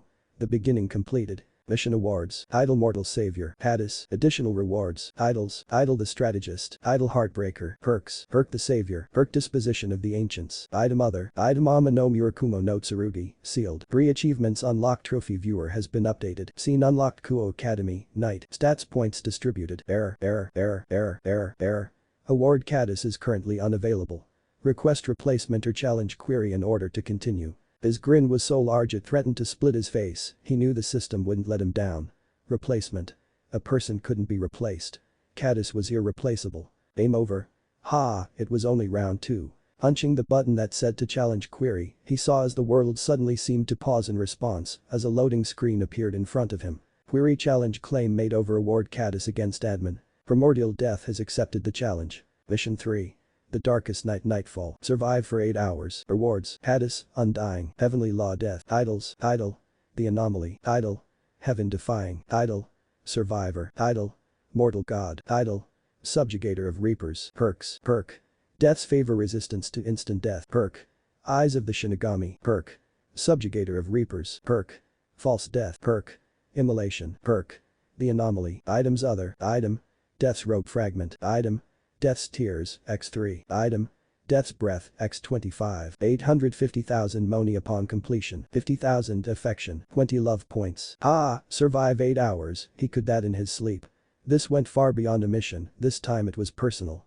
It wasn't because the awesome sounding Mortal God title that he had accepted, not at all. Nor was his decision heavily influenced by the massive amount of rewards that would be given to him if he succeeded. He was a man of upright character, he would not be swayed so easily. After all, just the 850,000 money alone translated to a massive 8.5 million yen, a figure that was awfully tempting.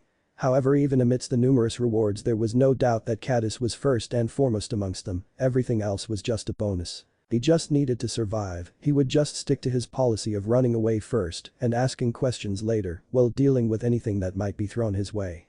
So he only had one thing to say to the blatant challenge: bring it on. Mission 3. The Darkest Night Nightfall accepted. Pain had made up the entirety of Naruto's world. It was his heaven and hell, filling his senses to the brim, he could only let it overflow in the form of screams and tears.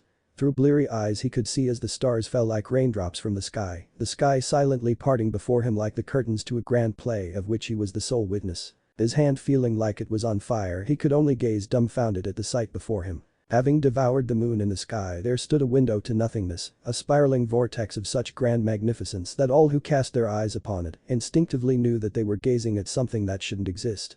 No living being should hold life in the presence of death, yet he alone still drew breath. Primordial Death has descended to the mortal plane. Stage.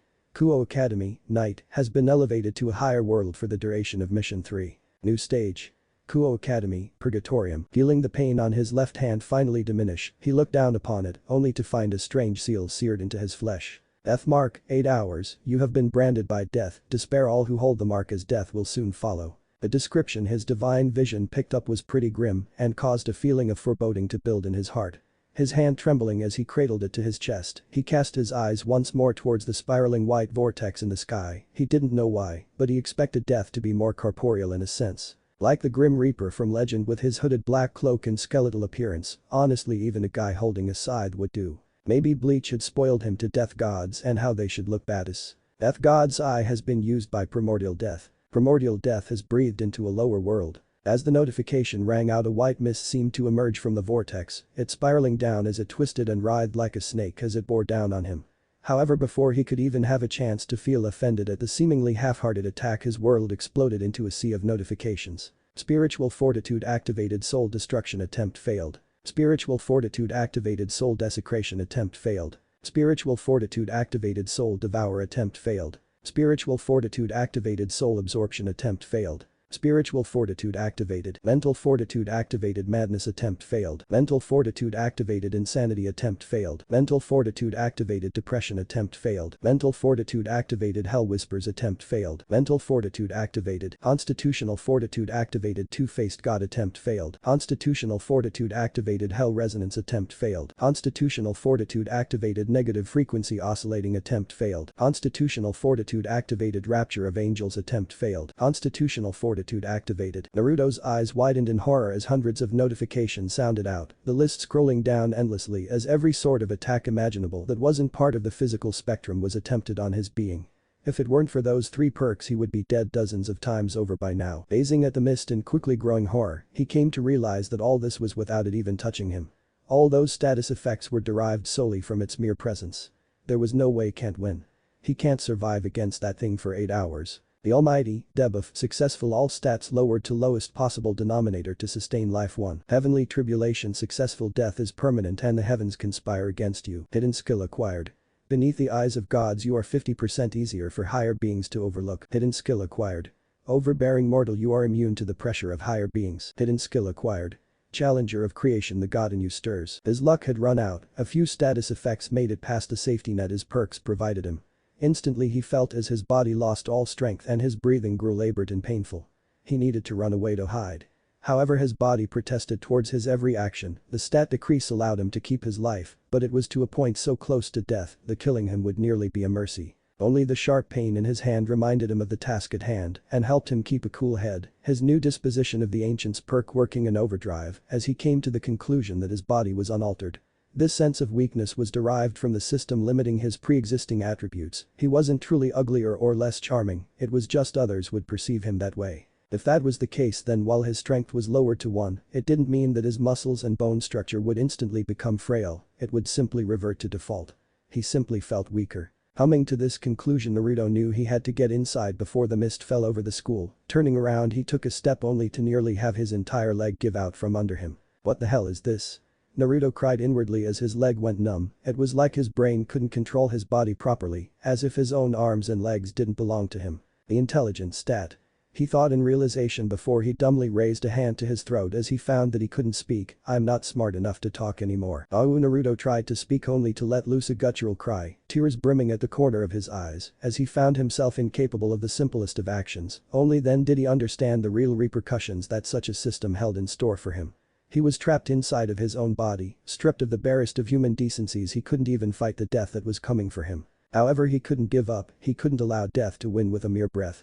He tried to tell himself that this was all in his head, that none of it was real, however his body refused to comply with him.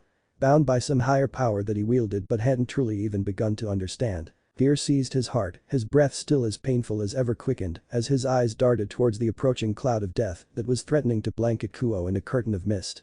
He needed to get indoors, but he didn't even remember how to walk anymore, and his body couldn't even support his own body weight properly. He was going to die and he couldn't even run away from it. This sort of scenario was impossible to overcome. How can he fight death when he can't even win the fight for his own body? The god in you stirs. No, he can't give up. Others would do well not to underestimate you. No matter how strong they may be, he would win. He took a step forward, then another, his entire body shaking. He struggled simply to remain upright as sweat trickled down his brow. His legs shaking, he glared at the stairway that would lead him to safety as he mustered all the strength he had left. Au! Naruto bellowed as he took one last step before his entire body collapsed on itself as his legs gave way, he nearly crashing headfirst onto the ground if his hands hadn't shot out on instinct to stop his fall. His eyes widening at the instinctual action as realization dawned on him. But the mind forgot, the body remembers. Instincts we are born with cannot be denied. Fire burning in his eyes, he gazed forward with newfound determination and stretched one hand out and then another and another. As he shuffled forward on his hands and knees, Naruto crawled towards the exit, his hands groping the ground blindly as the world around him grew blurry due to his decreased perception stat. Take away my ability to talkie will think. Take away my ability to walkie will crawl. Take away my ability to see will feel. I will not listen. So as to let it be said that even the most helpless human can stand to defy fate, Naruto made his way to safety, baby step by baby step.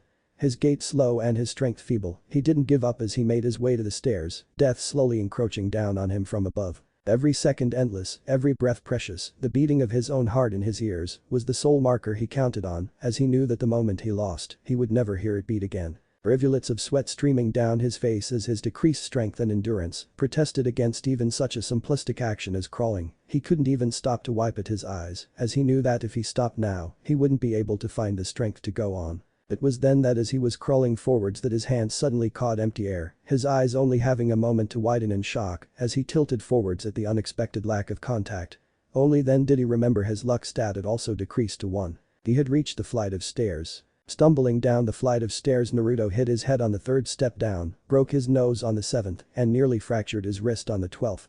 By the time he reached the landing at the bottom of the stairs, he was covered in bruises and the bone over the bridge of his nose was broken with blood streaming down both nostrils and out of the nasal fracture. The only saving grace was that the impact to the back of his head temporarily made him black out, making the experience far more bearable than it would have been otherwise. Both his left wrist, which he had landed on the 12th step, and his broken nose were sure to start swelling shortly, yet as much as he wanted to, he simply couldn't find the strength to head to the nurse's office. He felt so weak and everything hurt so much that he felt like he was dying. The ringing in his ears wouldn't stop as black spots continued to dance across his vision. Every little bruise felt as if it came from a sledgehammer, and he couldn't even feel his face anymore. It hurt so much that he wanted to die. The pain of surviving such a fall with his endurance being only a tenth that of an average person was similar to if a senior citizen was ran over by a bus going 40 miles an hour. He knew the massive amounts of pain his brain was perceiving was being amplified by the system, but at this moment he didn't care. To him the pain was real. The fact that his head felt like he had experienced falling headfirst nearly 30 feet when he hit that stone step and he couldn't die was torture enough. Oh ho hey. So Naruto did the only thing he could in that situation. He cried. He cried because of the pain. He cried because of fear. He cried as everything that had happened over last few hours hit him all at once, but most of all he cried because that was all he could do. He wanted to close his eyes and wish that everything would disappear. That when he opened them next he would be waking up in his bed at home same as ever, but the pain served to remind him that this was all too real. He wanted to go home. He wanted to see his mom. He wanted to wrap himself in a blanket and forget all about the outside world until dawn came and the sun brought light back into this bleak and god-forsaken world. At that moment he didn't care about Caddis, the system, or any half-baked reward, rather he only cared about one thing: himself. However, all the things he desired were more than a world away. If he ever wanted to see his home or family ever again, he needed to survive and complete the third mission. He needed to be strong. Blinking the spots out of his eyes, he continued to lie on the floor for a few more seconds before he reached a hand up to the back of his head and pulled it away to find it covered in blood. He needed to get that taken care of. Suddenly his eyes widened as he caught sight of the timer for the third mission and his composure cracked like an egg. His mouth opened and closed in mute horror for a moment before a tormented scream parted his lips just as Death God's eye impacted the school and spread across the entirety of Kuo Academy. Survive 7H56 min. He couldn't do it, he had to get away. Had nearly died after 4 minutes, he couldn't survive for 8 hours. Groping along the walls as he supported his frail body, Naruto knew that he had underestimated the difficulty of what he was attempting. He had been overconfident over his slim success with Caddis and acted on impulse. His emotions running high and the feeling of invulnerability that he had ever since he got the system reaching its proverbial peak, he had acted without thought for consequence. The little part of his mind had throughout the whole ordeal reminded him that none of this was real. That a dream, no matter how lucid or vivid it may seem, was still limited by the constraints of his imagination and rooted in fantasy. The pain that he felt now was beyond anything he could possibly imagine. The feeling of helplessness akin to being an ant that had stepped into a world of giants. The regret at his own actions enough to nearly cause him to question his own sanity. Wishing this was a dream was as naive and foolish a thought as considering killing himself to wake up suicidal at worst and delusional at best. Death remained unperturbed at his suffering. In fact, it did not act beyond initially releasing its breath. He wasn't sure if it thought him to have perished in the wake of its initial attack or that it knew something that he himself didn't, but he knew that if he didn't take this opportunity, he wouldn't have a chance to try again later. Naruto had figured out that if he shimmied along the wall, he would be able to support his body and move faster than he would if he attempted to crawl on the floor. Shimming also didn't tempt him to give up as much as crawling, and that it didn't constantly make him feel as if he should just lie down and go to sleep. Each meter was hard-earned, and at the moment he was still indecisive over if he should attempt to hide or run away. Truly he wanted to run away, but considering the state of his body, he didn't know how far he could make it without collapsing. He distinctively remembered that the stage of this conflict was set to Kuo Academy, so it stands to reason that if he could leave Kuo Academy, then he would escape his confrontation with death. However, that might just be him drawing at straws. After all, he didn't even know the nature of the conflict, let alone the rules that applied to it. However, the fact that death wasn't following up his initial attack gave him a sliver of hope that he could actually win this if he simply waited long enough. On top of that, he had started to better figure out how to manage his newly weakened body, and he was hopeful that he could figure out how to walk again soon. If all he had to do was survive for 8 hours in this weakened state, he could see himself winning this hands down. As it was, he would simply retrace his steps coming into the school, and if death didn't follow up on its initial attack by the time he reached the faculty room, he would head towards the nurse's office, patch himself up, and try to wait it out there. If he won, then the debuff would likely disappear and he could make his way home safely. In his current state, it would be a momentous task simply to cross the street, let alone make it all the way home. He couldn't ride his bike like this, and his house was several blocks away. He would likely collapse from exhaustion with his current endurance long before he made it home. Refocusing on the task at hand, he continued making his way down the hall step by step. After all, it was better to be cautious with death looming over him. So far so good. Things had luckily progressed as Naruto had hoped. Death had not followed up its initial attack as he made his way across the school. It had already been over 10 minutes, and he was happy to have found that he could even break away from the wall and rush 2 to 3 steps before once more leaning against the wall for support. This had ultimately sped up his progress a good deal. Sure, he had to take some breaks every once in a while due to him quickly running out of stamina, but he could spare a few seconds at the moment. He had already passed his homeroom a while ago and taken a short break there, and he was already looking forward to the art room so that he could do the same. The faculty offices were shortly after the art room, so if nothing went wrong then he would simply need to head to the nurse's office located next to them. After that it would simply be a waiting game. If Death made a move he would have to leave the nurse's office, make his way down another flight of stairs, head outside, using the previously open door and didn't know what he would do then. The whole school was walled off and he doubted being able to scale the wall, his only option was propping something against the wall like he did with his bike. However, in his current state such a thing would be difficult if not downright impossible, even if he did make it over the wall and manage to prevent any injury from the fall, what then? How far could he truly make it in his current state? Shaking his head free of such thoughts he continued to press onwards, his eyes darting at the timer once more. 7h42 min remaining. It was definitely a lot of time, but as long as death didn't press its advantage he should be fine. Seeing the art room he smiled, fumbling towards it he grasped the handle and opened the door. It was difficult as his hands didn't want to move like he wanted them to, but with his weight against the door and repeated fiddling with the handle it finally gave way. Still gripping the handle for support as he stepped in, he immediately drew in a sharp breath as his eyes widened in disbelief. Plank. The mannequins they had moved. Cannibalizing each other for parts they had fused together with some type of artificial red muscle connecting the joints to the main body. Of the 6 mannequins only 3 remained intact as they helped construct this amalgamation of limbs. As it was the amalgamation's appearance was similar to a spider. Its length being 3 torsos long and with a tail that was literally just 2 arms fused together with an open grasping hand.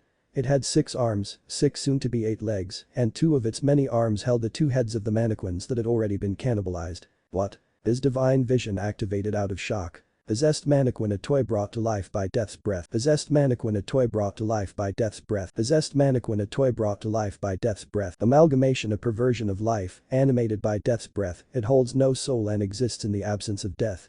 Born to claim the life of Naruto Uzumaki, it holds no other purpose. It all suddenly made sense of the reason that death had not pressed its advantage after its initial attack. It wasn't that it couldn't attack or thought him dead, it was that it held no need to, the die was already cast. Plank. As one the mannequins turned towards him at his intrusion. Their pale faces gazing towards him expressionlessly they halted mid-motion as they regarded him. The standoff continued for a moment longer before each of them put down what they held in their hands and with a synchronized motion pointed their index finger at him. Mental fortitude activated. Insanity attempt failed. Mental fortitude activated. Psychosis attempt failed. Mental fortitude activated. Terror attempt failed. Mental fortitude activated. Constitutional fortitude activated. Room 587 attempt failed. Constitutional fortitude activated. Endless corridor attempt failed. Constitutional fortitude activated. A land called dementia attempt failed. Constitutional fortitude activated. Naruto slammed the door shut. The cat shit, Naruto thought to himself as he stumbled away from the door as quickly as his weakened body could go. It was time to leave Kuo. As Naruto exited the school something that became readily apparent was the number of accidents that happened along the way. A spilled container here, a small power shortage there, it truly felt as if the world was conspiring to see him dead. The water that had spilled down the stairs from a broken water fountain had been especially perilous in the dark. He had to basically slide down the stairs as he wasn't sure he could survive another fall like that again. The good news was that he was getting used to using his limbs in his current state and he could walk for short periods of time now. The sensation was similar to trying to control your limbs when they were numb, and if he wasn't careful he could injure himself or trip, but it was much better than crawling everywhere. By the time he exited the building the power was gone, there was a fire in the administrative offices that had caused the sprinklers to go off and he had nearly broken his neck due to one of the girls' bathrooms having flooded the corridor. It seemed as if the entire school had gone to hell, and his divine vision had identified death's breath as the cause. Of course the fact that his luck stat had been decreased to 1 also didn't help. The paranormal nature of death's breath seemed capable of possessing everything and anything simply to kill you. The only advantage he held was that he was mobile, while most of the inanimate objects that had been influenced by death's breath were stationary aside from the mannequins, that is. Luckily the mannequins hadn't bothered to make chase as he believed they went back to doing what they were doing before, which was making that weird mannequin monster. Hopefully he would be long gone by the time they finished. As for the stationary, it could only really attack him using series of chain events, such as the fire causing the sprinklers to go off which nearly resulted in him slipping several times. The good thing about these were that when a chain event set off he could usually spot it if it was ongoing, and if it was premeditated, he just needed to be on the lookout for anything out of the ordinary. Basically as long as he was vigilant and the murderous nature of death's breath didn't hit extremes, he would always be one step ahead. Stepping out of the school he wasted no time heading towards the front gate, he having liberated the keys from the faculty offices. His gait was awkward, and if he wasn't careful he feared that he might accidentally sprain an ankle, yet he couldn't afford to go any slower than he already was. A sprained ankle was a small price to pay if it saved his life. Unlocking the gate was the easy part. Having to open it in his current state, however, was an entirely different matter. The gate was heavy, and only after landing on his butt more than once trying to open it was he successful in doing so, this already being quite the feat considering how little of his actual strength he could use. Yet as he reached the edge of the school he hesitated. About a meter from the gate the mist became so thick he could barely see anything with his decreased perception, his senses warning him not to take that next step. No matter how much he strained his eyes, all he could see was the milky white before him. A sense of unease filling him, he gazed at the empty expanse for a moment before he bent down and picked up a small stone at his feet. Gazing for a moment thoughtfully at this most unassuming of pebbles, he looked back into the empty expanse and proceeded to throw the pebble as far as his weakened constitution would allow him to. What followed defied all known logic. The stone flew for only about a meter before it completely lost momentum and started falling upwards. What the hell? Seeing the rock he had just thrown completely disregard physics, Naruto could only stare dumbfounded upon witnessing this perversion of nature. What lied beyond the school in all directions was an empty white expanse where nothing existed, not even logic. It was only then that he remembered the words that heralded death's arrival. Stage. Kuo Academy, Night, has been elevated to a higher world for the duration of Mission 3. New stage. Kuo Academy, Purgatorium. He wasn't on Earth anymore. Death had taken the entire stage of Kuo Academy to another world. Escape. Where was he going to escape to when he was in a world where nothing other than this death trap of a school existed? He couldn't run away, he couldn't forfeit, and he couldn't reset. Truly Naruto could only survive through all 8 hers or die. Having returned to the school, Naruto had quickly come to find that he couldn't stay put in any one place for an extended period of time. This was because if he lingered around a certain location for too long, then death's breath would start to accumulate in that area and the chance for him to survive significantly decreased. After trial and error, Naruto had calculated that he had around 15 minutes he could spend in any one location before it got to a point where it could potentially endanger his life. This meant he could spend upwards to a maximum of around 12 minutes before he had to leave a location for his own safety. The solution he had come up for this was simple. Move across the first floor of the school all the way to the west wing, doing stops where necessary along the way as he got out of range of the current accumulation of death's breath. Then once he reached the end of the west wing, go up the stairs and repeat the process while heading towards the east wing. Then once he reached the end of the east wing, go down the stairs and back to the first floor and head towards the west wing again, rinse and repeat. As long as he could continue to pin down its location by giving a tail to chase and running away, he could predict when the death's breath was coming. The telltale signs were always there when death's breath reached the area, as certain items would start shaking or rolling as they were slowly animated. That was his cue to leave. The premeditated traps were predictable, and he could usually outmaneuver them, with only one incident having nearly resulted in injury. This being when a door collapsed on him when he was leaving one of the rooms.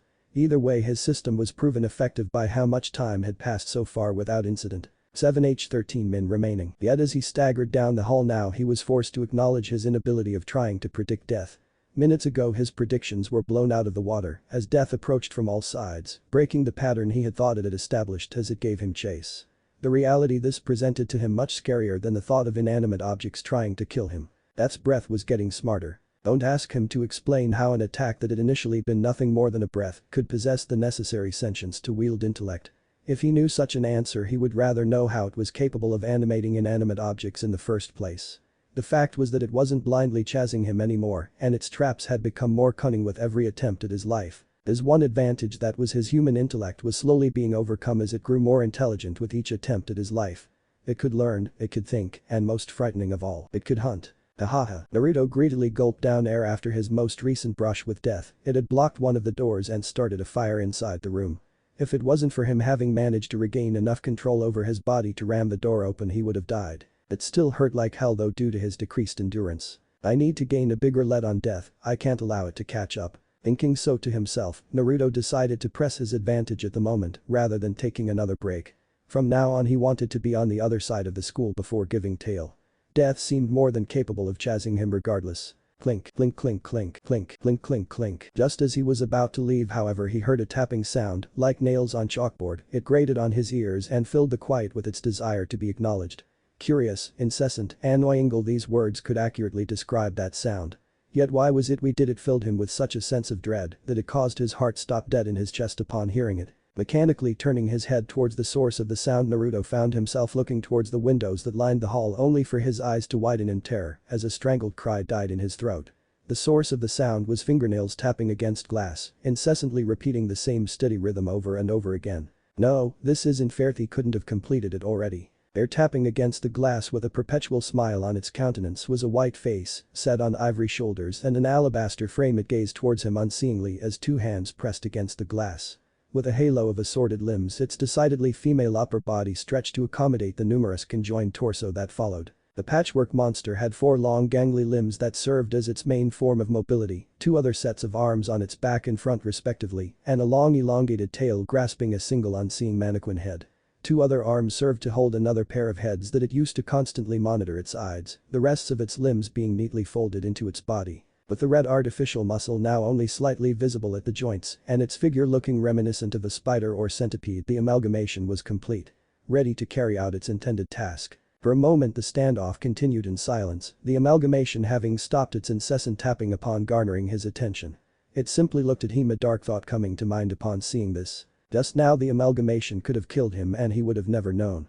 As a construct of death, it could likely render him lifeless with just a mere touch, let alone the fact it could likely tear apart a weak little human like him in mere seconds. It was as simple as reaching through the glass and tearing off his head while he caught his breath. It had drawn his attention instead. Its purpose was surely to kill him, after all his divine vision had assured him of that fact. So why? The thoughts that came to mind weren't comforting, and as they settled upon a single dreadful conclusion, new fear. Seeing his own thinking mirrored in the monster before him, he couldn't help but grimace at this most cruel irony. The game is more fun with more players. Seeing the monster before him cover its eyes with its porcelain hands, he instantly knew that it would kill him the moment it opened them again. A perverse game of hide and seek, it who could kill him at any moment wanted to enjoy the experience of hunting him down. Like a cat played with its food, it wanted to tease him to death as he struggled to survive. He wasted no time as he ran as fast as his weakened body would allow him, yet he knew that no matter how far he ran, no matter how well he hit, it would always only be a step behind. Lying in wait for that perfect moment to express onto him the futility of running away. His resistance was a game, his attempts to survive humorous, his determination nothing more than mere stubbornness. Yet he will continue to run. To hide. For when confronted with death, that was all he could do. The sound of glass shattering behind him signaled the start of this game, the amalgamation using its many limbs to pull itself inside the school as its body filled the corridor. Looking at Naruto's retreating figure, it felt a sense of purpose fill it, and it knew that it had made the right choice. It would enjoy this hunt. Hirsch had been running for 2 hours, and his body was already on the verge of collapse. That damned monstrosity seemed capable of seeing through walls as it located him with startling ease every damn time. It never ran, rather it made chase at a moderate pace and seemed to be in no rush to kill him. However, should he grow complacent, it would tear a room apart simply to drive him out. It wanted to enjoy its game of cat and mouse to the fullest, and a mouse that didn't scurry away in fear was nothing more than a waiting corpse. So scurry, little mouse, hurry to Hittifer, I'll soon catch up and eat you alive. No matter how much you run, no matter how well you hit, in the end we all die. Death was closing in. Between the perverse games of the amalgamation and the constant threat of death's breath, Naruto was nearing his breaking point.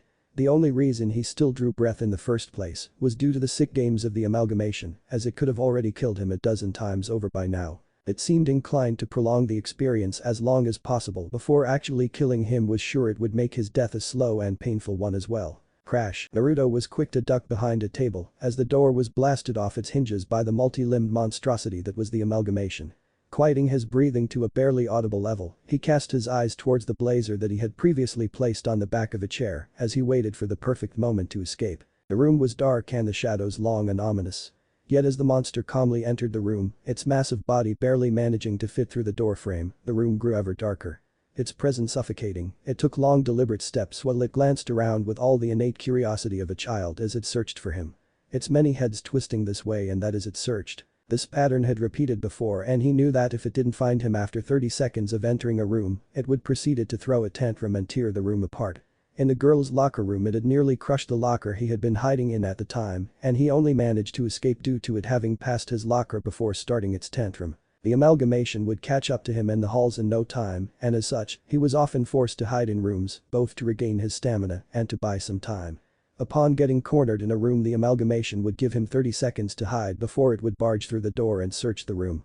This meant that a room could buy him a minute of respite max, not including the tantrum. In the rooms they would play hide and seek. If his hiding spot wasn't good enough, it would kill him. In the halls they would play tag and if he got caught it would kill him.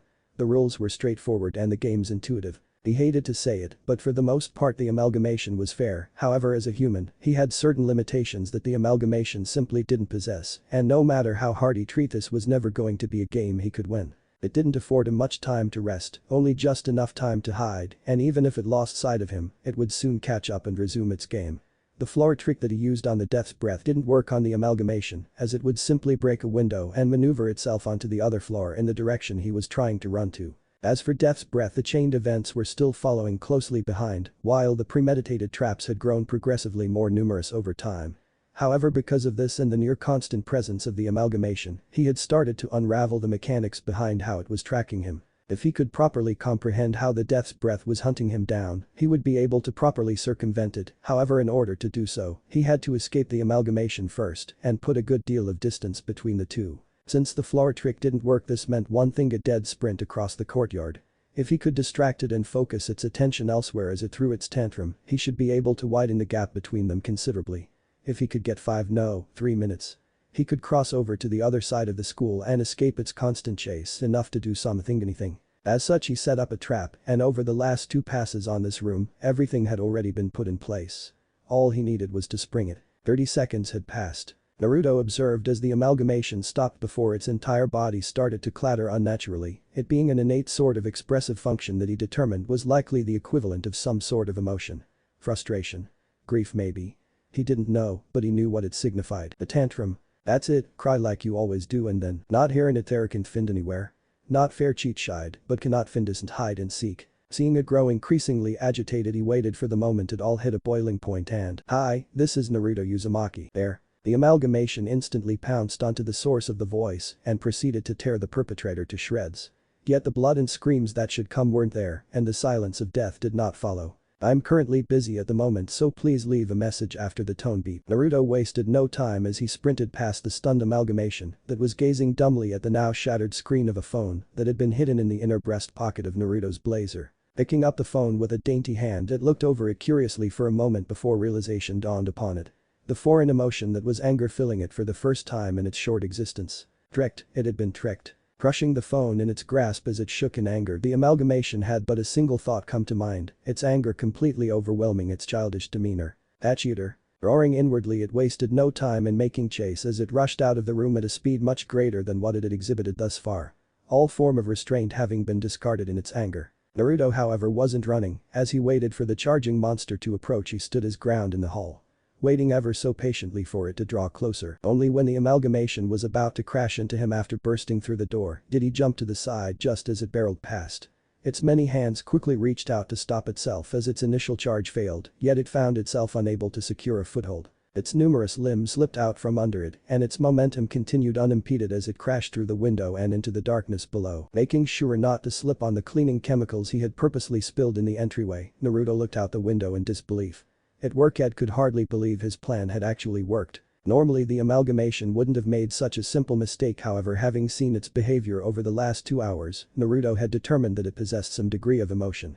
As such, he believed that if he got it agitated enough it would eventually fall prey to its own underdeveloped emotions. Having specifically chosen this room due to its proximity to a janitorial closet and its ideal location on the 2nd floor, he could honestly say as he looked down upon the broken form of the amalgamation down below that his plan was a success. Having shattered on impact, the amalgamation's limbs laid strewn over the courtyard, its body broken and scattered. Yet before Naruto's very eyes he could see it putting itself back together, its cracked face staring blankly back into the spiraling void from whence it came. Knowing that this was his chance, he wasted no time as he set off for his destination, the nurse's office. The same thought playing like a broken record as the amalgamation observed the mouse scurry away. Cheats. Not fair and fair tricking you with a chair. Not funid al runcy fall. It hurt, truly it did. The knowledge that player 2 cheats. I only wanted to have fun, so please don't you run. You're all I have, me only friend. You make me feel alive again. You make me happy, you make me sad. I love Yaoi, hate you. My logic fails to comprehend. I want to be with Yaoi, can't live without you. So I'll bring you to an unfortunate end. An arm, hairy, a face, theory, a little bit of me everywhere. Little by little, piece by piece, the amalgamation put itself back together. It already looking forward to once again meeting its most unfortunate friend. Naruto had finally gotten around to properly dressing his wounds after riffling through the nurse's office and was now staring at a tourniquet that he held in his hand. It was a latex one that the nurse often used when administering shots. Completely unassuming in any capacity, the only reason he had even bothered to pick it up was due to the conclusion he had arrived to in regards to how Death's breath operated. He had initially considered its tracking ability as omnipotence or something along those lines, but the fact that he had even managed to survive any of the incidents thus far lent credence that this was not the case. Its traps were blind as they littered his path, they knew where he was, but not what he was doing or where he was headed. With his intelligence, he held a distinct advantage in this game of cat and mouse, at least until the amalgamation was created and the rules of the game changed. However, it was undeniable that the amalgamation too was powered by Death's breath and as such likely had the same ability to track him as well. This meant that no matter where he hid, the amalgamation would soon show up to finish what it had started. The only way to truly win was by completely circumventing Death's ability to track him. However, to do so he had to understand how it was tracking him in the first place. Omnipotence was out. Sensory perception was also out, as inanimate objects were deprived of any of the 5 senses to begin with.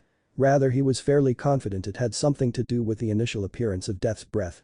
As such, he had narrowed it down to 2 likely candidates: the heavenly tribulation negative perk and the death mark currently imprinted upon his left hand. These two, along with the debuff that reduced his stats, were the only things that he could think of that had a direct effect to his person ever since the commencement of Mission 3. The almighty debuff was out, as his low luck couldn't be solely responsible for the uncanny ability that the Death's breath possessed in tracking him down, which left the other two as the likeliest candidates. As such, he had analyzed the factors available to him to draw a conclusion from. This being the provided description of both and the time he was afflicted with them. Heavenly tribulation, while appearing significant initially due to its description of death is permanent and the heavens conspire against you, if one analyses it carefully, they can determine that it is in reality a mere safety net. Fact is, it doesn't really apply to humans at all.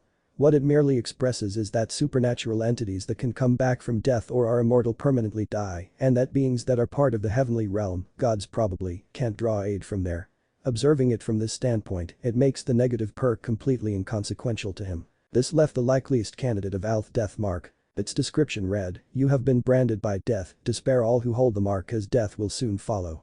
Initially, he had dismissed this as nothing more than something that signified his right of challenge. However, when he looked into the deeper meaning behind it, the possibility that it could be tied with Death's tracking ability became undeniable. Specifically, the portion that said, "Despair all who hold the mark as death will soon follow," hinted towards the tracking ability Death's breath seemed to possess. However, this could be dismissed as sheer coincidence, as it might have just been referring to the fact that challenging death was in a sense suicide. However, there were 2 other points that caused him to believe otherwise. Firstly, the death mark had imprinted itself upon the commencement of Mission 3 and preceded the descent of Death's breath. Second, and most importantly, the mark had a timer perfectly synchronized with how much time he had to survive. Death mark, 5H2 min, you have been branded by death, despair all who hold the mark as death will soon follow. Having determined the true purpose of the death mark, the problem now wasn't the mechanics behind such a thing, but rather how to get rid of it. The thoughts that came to mind weren't pleasant. The death mark was directly imprinted onto his hand, and even if he went through his initial thought of submerging his hand in cleaning chemicals, not only would it take a long time to burn his skin off, but it also didn't guarantee the complete removal of the death mark. The fact that the death mark wasn't a negative perk and was solely tied to his left hand, however, presented an opportunity. One that would help him overcome his current situation if he could properly take advantage of it. His left hand, like most of his limbs, had little feeling in it due to the debuff, and having come upon the tourniquet earlier gave him an idea. One that, as apprehensive as he was in carrying out, seemed likely the only viable solution that would ultimately see him survive the next 5 hours. He was already exhausted, and if things kept going as they were, he wouldn't survive another hour, unless school had recently added a woodworking course, hadn't they? It was part of the Straight to Work initiative the school had started that implemented several skill-oriented courses that provided benefits that could be immediately carried over to the workforce. He remembered reading about how certain courses could carry over as electives when they went to university on an email he received at the beginning of the term. If so, then he already knew what he needed to do in order to win Mission 3. It was now simply a matter of having the nerve to actually go through with it. The reason for this was simple. In order to win Mission 3, all Naruto had to do was cut off his own hand.